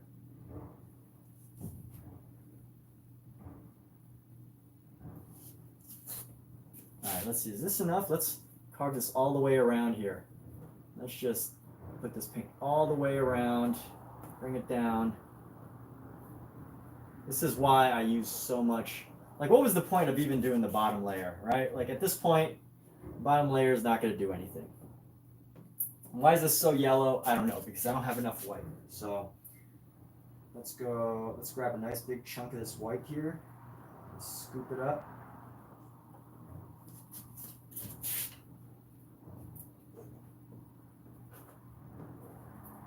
What kind of artist uses this much paint, huh? Insane. It's crazy. He doesn't know how to paint. He just globs it on. I'm my own worst critic, by the way. And I feel like it's helpful to actually be your own worst critic, because when people start to when people do actually criticize, you're like, you know what? I thought about that before. It's not like a surprise. You're not like shocked at the at other people's opinions.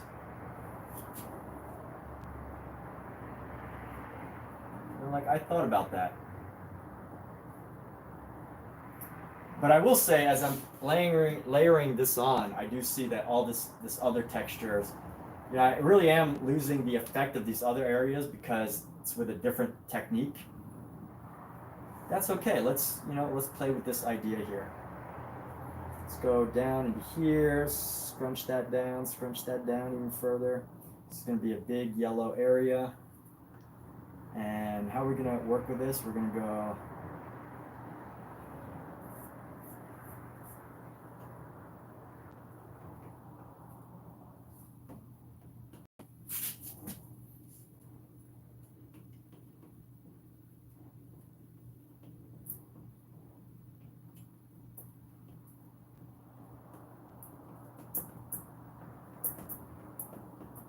and I am pretty certain that the only way Vincent was able to get some of the effects that he got on some of his paintings was actually through methods like this of just layering on a huge glob of paint. Some of his paintings he's very thin with the paint, but some of his later paintings, he just went ham with the paint. And I think he was one of the first innovators of very thickly painted paints. So now let's see, what can we actually do with this? I might have had too much. The paint that I use is maybe a little bit too thick. The paint that definitely the paint that I use may be a little bit too thick. So what will we actually do with this? I think let's use our white, and we're just going to start to carve into this and just start to create this effect. We're going to use a different size brush. This is a much thicker brush here. I don't know, is it getting the same effect as these other parts of the painting? Maybe not so much. Is it a bright eyesore? I don't know. Well, but that's why we experiment, right? So I'm using this brush because this brush is a bit heavier duty. And what can I do to make this a little bit easier on the eye? It's like so bright.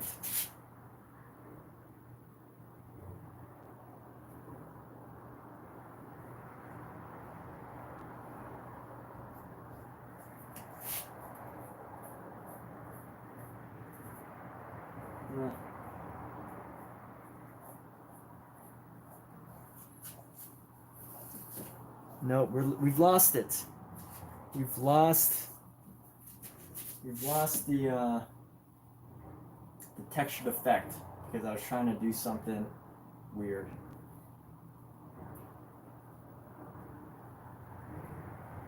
I think maybe I should add some. Let's dull this out a little bit. We're gonna bring in some blues. Try to bring in a little bit of blue. We're just gonna go like this. We're just gonna bring in some blues here.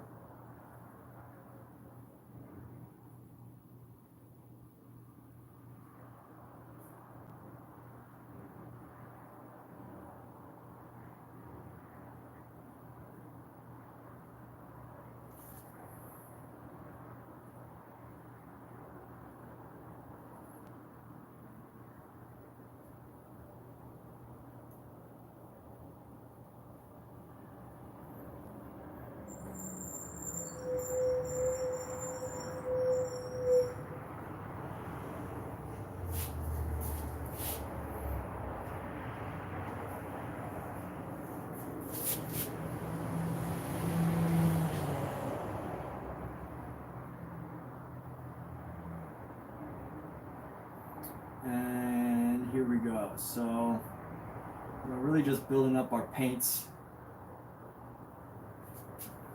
And here's the thing, like I think if you experiment with this technique enough, I think this method of painting is harder to duplicate than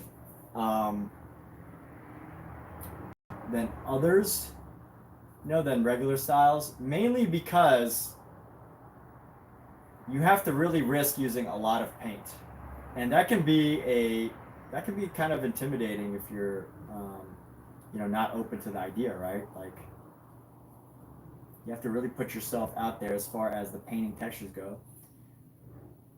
And of course, not everyone has to live stream while they're painting, right? Not everyone live streams while they're painting.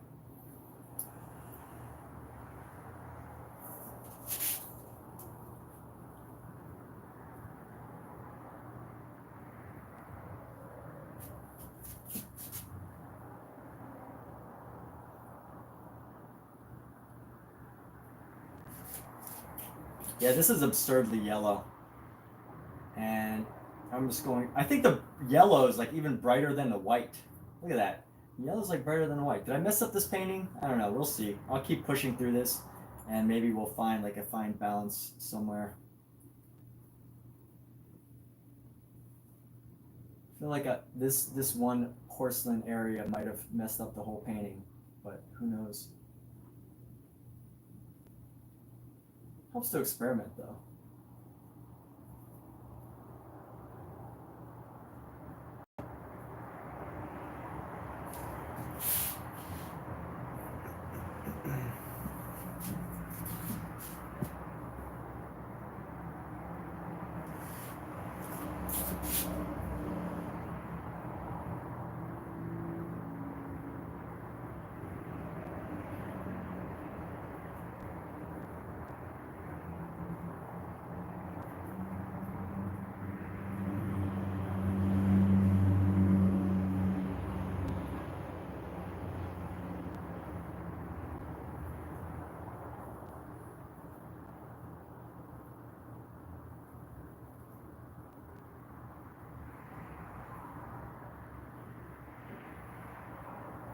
All right, how's that looking? Am I fond of it? I don't know. Full tube of white.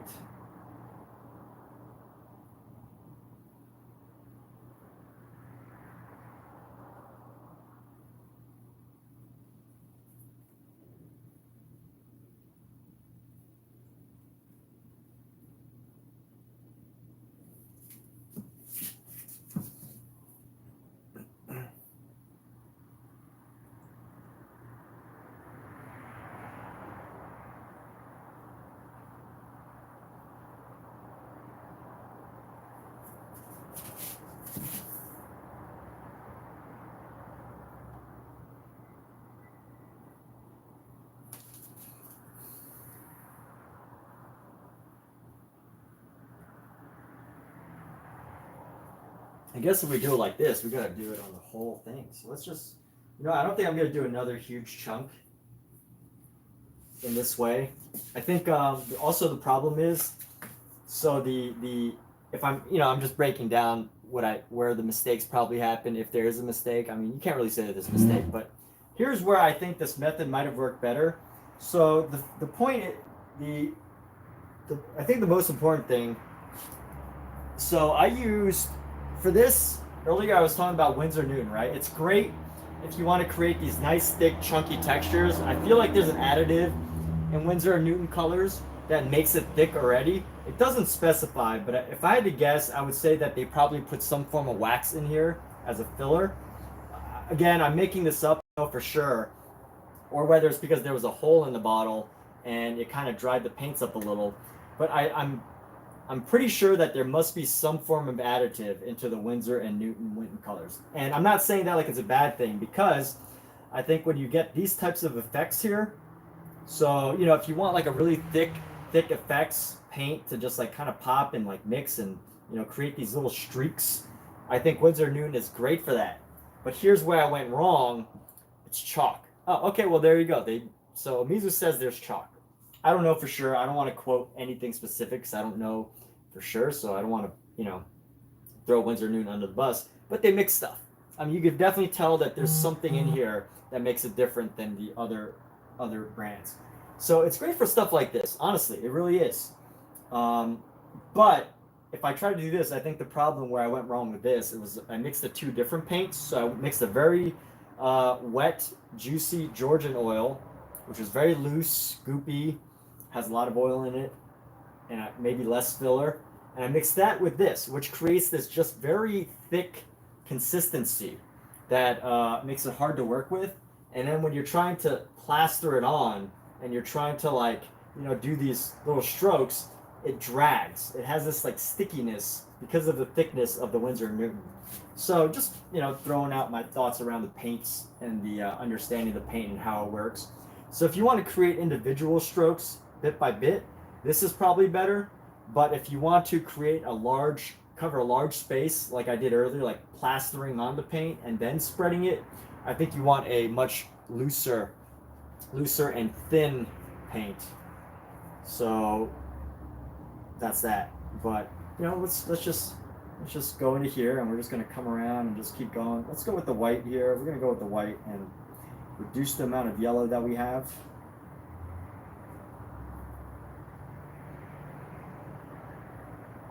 Is anyone going to notice the change in color? Yes. I could tell. You could pretty much tell that I probably messed up, but whatever. Who wants to buy a painting of my cat? Raise your hand.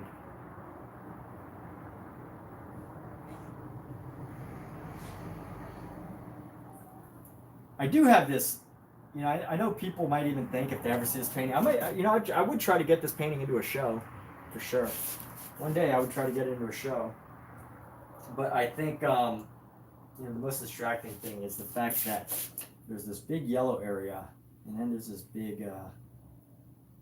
bright white area. See, so this probably would have been perfectly fine if I didn't try to mix the white with the yellow. I think we could have still done a pretty good job. But I did, so that's what we're working with. This is what we're working with.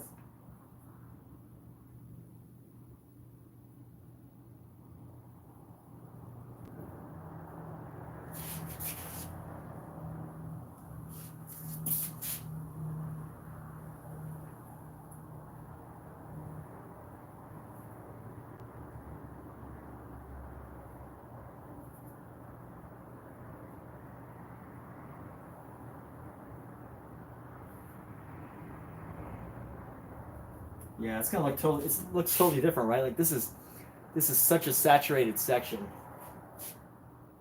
It is so saturated, and I still haven't quite gotten the outline technique done. Like a lot of artists, like post-impressionists, used outlines on their paintings, and I haven't fully figured out whether they do the outline last. As in, if I do it last, I can create a nice edge here. If I do it last, I create a nice edge that like gets rid of these like little brush marks. But sometimes I see paintings and they have the little edges. So I think it just depends. Like right here, if I could carve this out, it creates like a cleaner feel. I'll try to put some more white on here. Maybe that'll help. Just a little bit more white onto our surface here.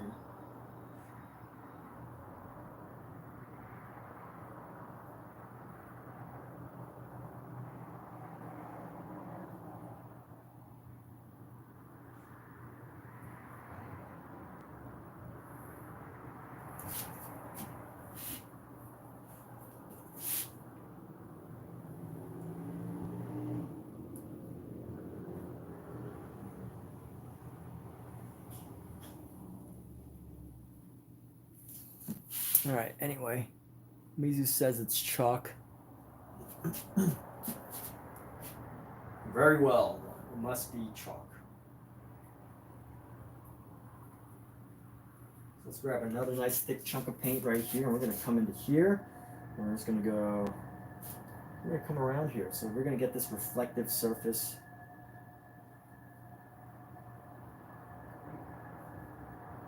So why do I talk about Vincent van Gogh so much? So when I first started painting, I was a little bit obsessed with his work. I took a lot of his drawings, and one of my first painting projects was an entire series just copying Vincent van Gogh's drawings and also painting his drawings. So drawings that he never really got a chance to paint, or just drawings that he never had interest in painting. I decided that I would make an entire series painting them. And that was one of my earlier projects. Was that idea? You know, listening to his books, his letters, all of these things. So yes, I was a little obsessed with his work. And not necessarily like as a super fan, right? Of course, you know, as a person who loves his work, but also just so curious about his painting methods and his style, because it is very technically like. Hello, Kurt. It is very technically sound. Okay, I'm back. All right, I'll be done in a few minutes, but you know, so when I was in concept art, when I was studying for concept art, I found it so interesting because I would try to do these expressionist, impressionist paintings in concept art, which doesn't really work because concept art, you know, people are paying for a certain look. And, you know, one of my mentors had to explain to me, this might sound like common sense, but he explained it to me and I was like, oh, that sounds like common sense. But it definitely, the more I paint, the more I realize the truth in it. And what he said to me was something along the lines of, you know, I know a lot of art that you probably see, and, you know, instantly I'm like, oh, he's assuming things about me, which he was assuming right. But, you know, my guard was up. And I didn't really accept what he said at first, but he said something along the lines of, you know, I know a lot of art that you see, like, you know, you're trying to go for this, like, these expressions, but it's not just random things everywhere, right? It's actually very specific. And I was like, what, really? You're trying to tell me that Jackson Pollock throwing paint on stuff is specific? And I think the more you study these types of art, the Jackson Pollocks, you know, any impressionist painter, all of it really does have a level of specificity to it. It's not just like random markings that look good, right? There's a lot of specificity. And that was probably one of the hardest things for me to like really figure out until I really started doing some serious studies.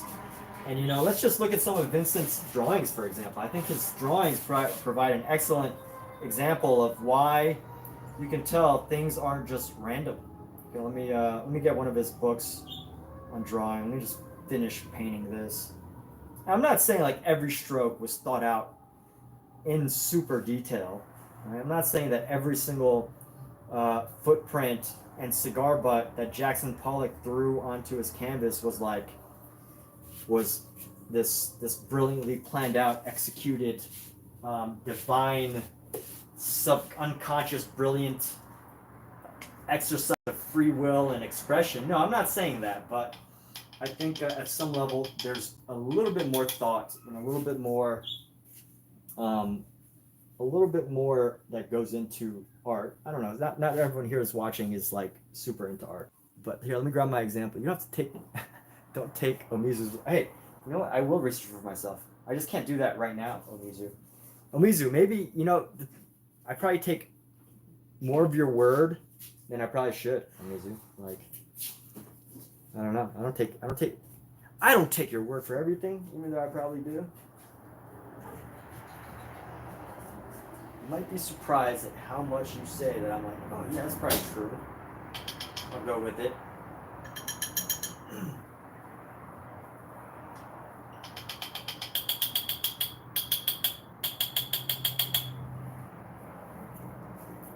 We're gonna take a little break here. Actually, I'm wrapping up right now. Let me clean off my brushes before I move to this my next phase of just learn about Vincent's red box of yarns that he used to see colors, how colors look together. Ooh, I have not heard of this. What is that? I'm gonna have to look this up. What is that? He had a box of yarns. That is actually pretty smart and actually makes sense as to how he came up with his designs. I haven't heard of that. Never read it in his. Never heard about it, or maybe I missed it in his letters to his brother. But it would totally make sense. Like, I feel like there's a very patient artist out there that if they wanted to, they could remake Vincent's artwork out of yarn. Like, you know, of course there's crochet, but I'm talking about maybe even something better than crochet, like I don't know, like pasting. You don't want to waste paint, so yarns.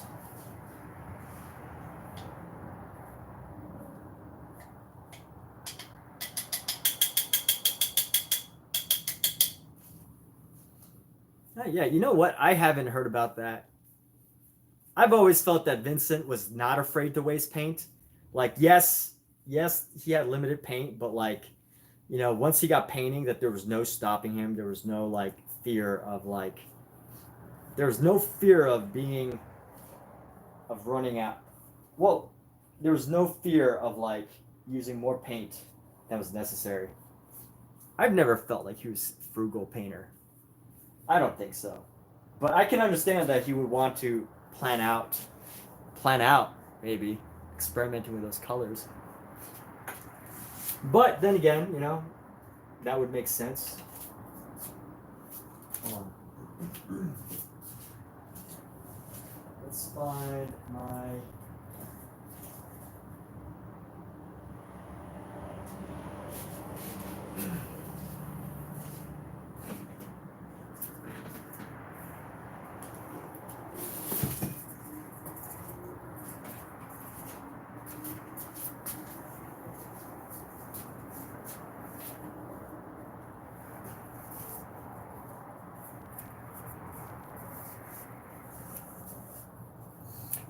But here's what we. Oh yeah, let me actually close out my supplies. So I wanted to go over this book, The Drawings of Vincent van Gogh, and this was probably one of these books. Yeah. Okay. Omizu. Yeah. I'm very. I'm skeptical. I want to hear. I want to hear it from his mouth. I want to hear it from his audiobooks. I want to hear it from his writings. And based on the writings that I've read, his biggest criticism from the people of that era was that he used way too much paint, and that does not sound like someone who's a frugal and like scared of waste artist. I don't know, but maybe I think I could believe that though. I could believe that he used yarns to study color, but I don't know about being afraid of waste. I mean, yeah, he had limited paints, but open to disagreement. I disagree. I should be, but some of the letters. I mean, you're right. You're right. And I am, but oh, but look. I mean, the writing is in the his paintings, right? This is not the painting. This is a 29-inch, so 3 feet 3 feet by 2 foot painting in 1890. This is not the painting of a person who's afraid of waste.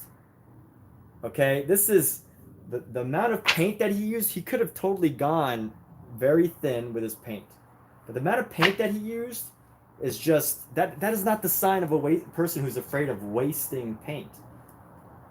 Now he might have did studies like sketched things out ahead of time, but I don't know. I'm open to disagreement, but you're right. His writing wasn't in English, etc. But oh yeah, so I just want to look at some of his drawings, and think about like when I was first starting to like paint and stuff, I would like look at art and I'd be like, oh look, just dots everywhere. Right? Look at this is the drawings of Vincent van Gogh, the Christopher Lloyd book. And when I first like looked at paintings from like impressionists and post-impressionists, I would just like look at stuff and I'd be like, oh look, lines, just dots. Look at all these dots and lines, and look at all these random dots and lines. But if you actually like take a moment and like study these, like his drawings, these aren't just dots and lines. They got a rhythm to it. He does patterns of 4, patterns of 4, patterns of 4. He does like groups of 5, groups of 3, and then there's like a rhythm to it. There's almost like a musical rhythm. He does like these groupings, and you could just see these groupings of 5, 6, 4. It's like a musical quality, like 1 2 1 2 1 2 1 2 1 2. There is a total rhythm to the work of Vincent van Gogh. Particularly, like I'm sure you could find this in Monet paintings as well, if you study Monet's paintings, right? Like I would think when I first started looking at the Cafe Terrace on the Place du Forum, we all know this painting, right? This classic painting where this area all is yellow. And like, you know, when I first saw that painting, I'd be like, oh yeah, look at all the random brush strokes. He just like does these brush strokes. But if you look closer, I think this is some insight into how he actually thinks about patterns in his paintings, right? These are all very specifically placed. He probably placed 1, 2, 3, 4, 1, 2, 1, 2, 3, 4, 5, right? And then these are all like crisscrossing in a pattern. I could geek out on this for another hour, but you know, look at this. Like this little grass section, for example. This is not randomly placed. This is very specific. You know, there's this very specific rhythm to his work.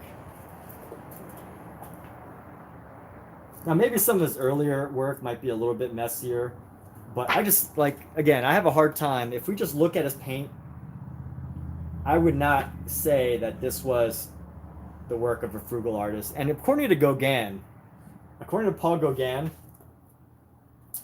Vincent would regularly tackle, like they would say he'd attack his canvases. So I don't know. I mean, meticulous planning and fear of being wasteful. I just do not see that in him, in his work. I mean, just based on his work, based on letters, and you know, they said that Paul Gauguin would take like weeks to finish a painting when Vincent would finish in one sitting because, and there's a reason for this. When Vincent did portraits, he couldn't get anybody to sit for him. Vincent could not get anybody to sit for him. Therefore, when he was painting with people like Paul Gauguin, who could get models to sit naked for them, Vincent just like went all out because there was no other chance for him to find a model that would sit for him. So anytime he could do it, you know, he would go nuts and just go ham on the painting. I don't know. I am open to someone possibly trying to convince me that Vincent was scared of being wasteful, but you know, I'm open to the idea, but I just don't see it. I don't know. I mean, the idea that he maybe used yarns to figure out color combinations, 100%. I'd, you know, 100% I'd be able to be convinced of that with the right context and the right information. But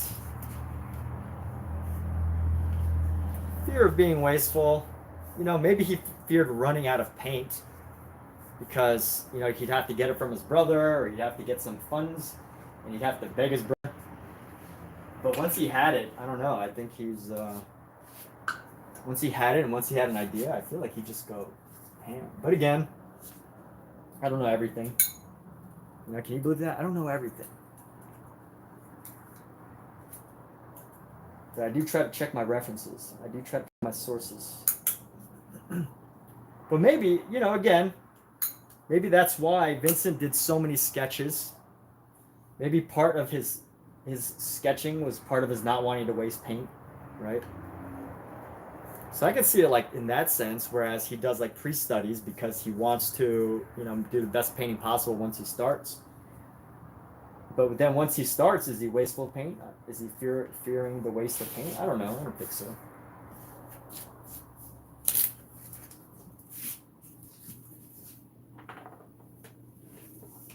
I can see that.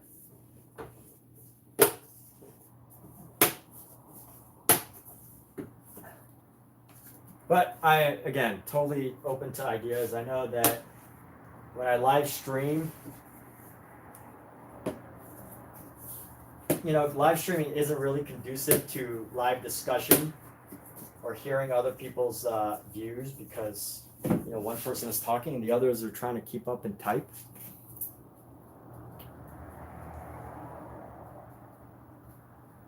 But I am open to things, I promise. And I will probably look this up. I will be like, you know, Vincent's experiments with yarn. Let's actually look this up right now. Let's check out, because I am curious, how did Vincent use yarn?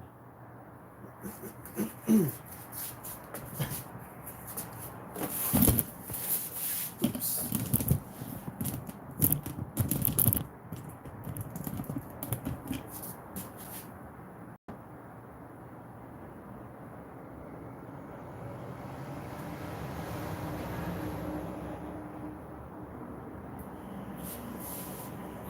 All right. Well, actually, ask ChatGPT.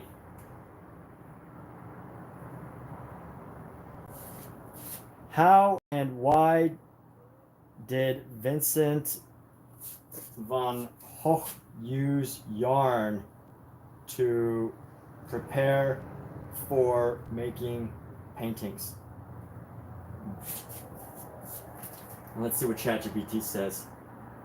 So Vincent van Gogh is believed to have used colored yarn as a tool to plan his color compositions before committing. This method, while not widely documented in exhaustive detail by Van Gogh himself, is referenced in accounts of his creative process and analysis of his letters and techniques. Here's how and why he likely did it. Simulating brushstrokes with yarn strips, that totally makes sense. I could see how yarn would inspire this, how yarn could be used to study that. Testing juxtapositions totally makes sense, seeing how colors go together. Influenced by color theories by Eugène Delacroix and Michel-Eugène Chevreul. Yarn helped physically see how it would work. Totally makes sense. Practical, portable, low cost, tactile. And he had limited resources. So, you know, preparing for painting with the most minimal of resources, I could totally see that. So why artistic experimentation, limited resources, makes sense. Again, this does suggest, oh, well, that makes sense. Well, there you go. They got the box, they have the box of yarn. But yeah, I mean, they say without wasting materials, as if he was like frugal. But maybe he didn't want to, I don't know. I think I'm stuck on this, on the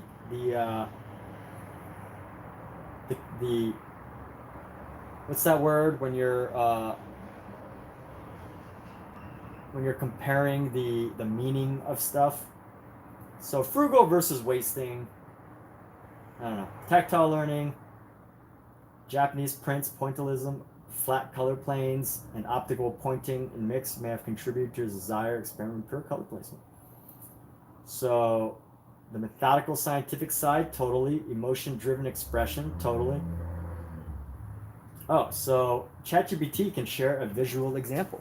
So I'm so glad to have learned something new today about how Vincent combined things to look at color. That is awesome. Great to learn something new. So thank you for sharing that. Even ChatGPT definitely used the word wasteful. I still disagree with ChatGPT on that phrase. But I get it. Scientifically planning out, plotting out a drawing. Or a painting. I could go for that. I'm trying not to admit that I am being swayed and possibly wrong, but I don't know. Semantics, that's the word. Arguing the semantics of the word wasteful. I just feel like when you're saying Vincent was scared of being wasteful, it's almost like saying that he was frugal in his art. And I totally disagree 100% that he was frugal in his artwork. That's like the meaning, I guess, the semantics of what he's saying. You know, what that means to me that I disagree with. And, you know, maybe that's not what anybody was saying. Maybe I'm making up stuff. So this is what they're coming up with. This ChatGPT came up with this, by the way. I know this might upset some people, but ChatGPT says this is how Vincent might have compared colors with yarn next to each other. They made this image. It actually looks really real. It actually looks like actual yarn on a canvas. I have seen that clip of the Doctor Who episode with Vincent. Yeah.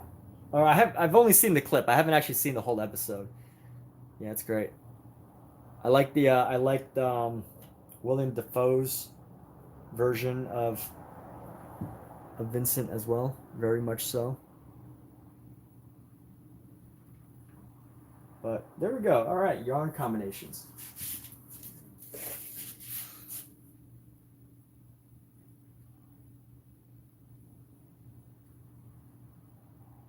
We're actually going to wrap up right now. I know Omizu still has some questions and conversations he wants to address.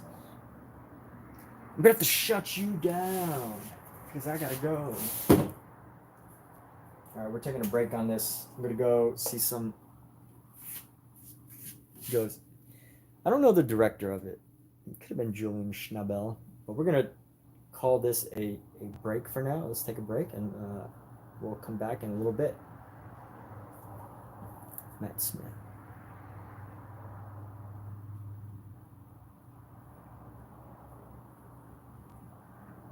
All right, people. Well, thank you all for being a part of this live stream. Thanks for engaging me or engaging us in conversation on my favorite artist or one of my favorite artists and telling me something new about it.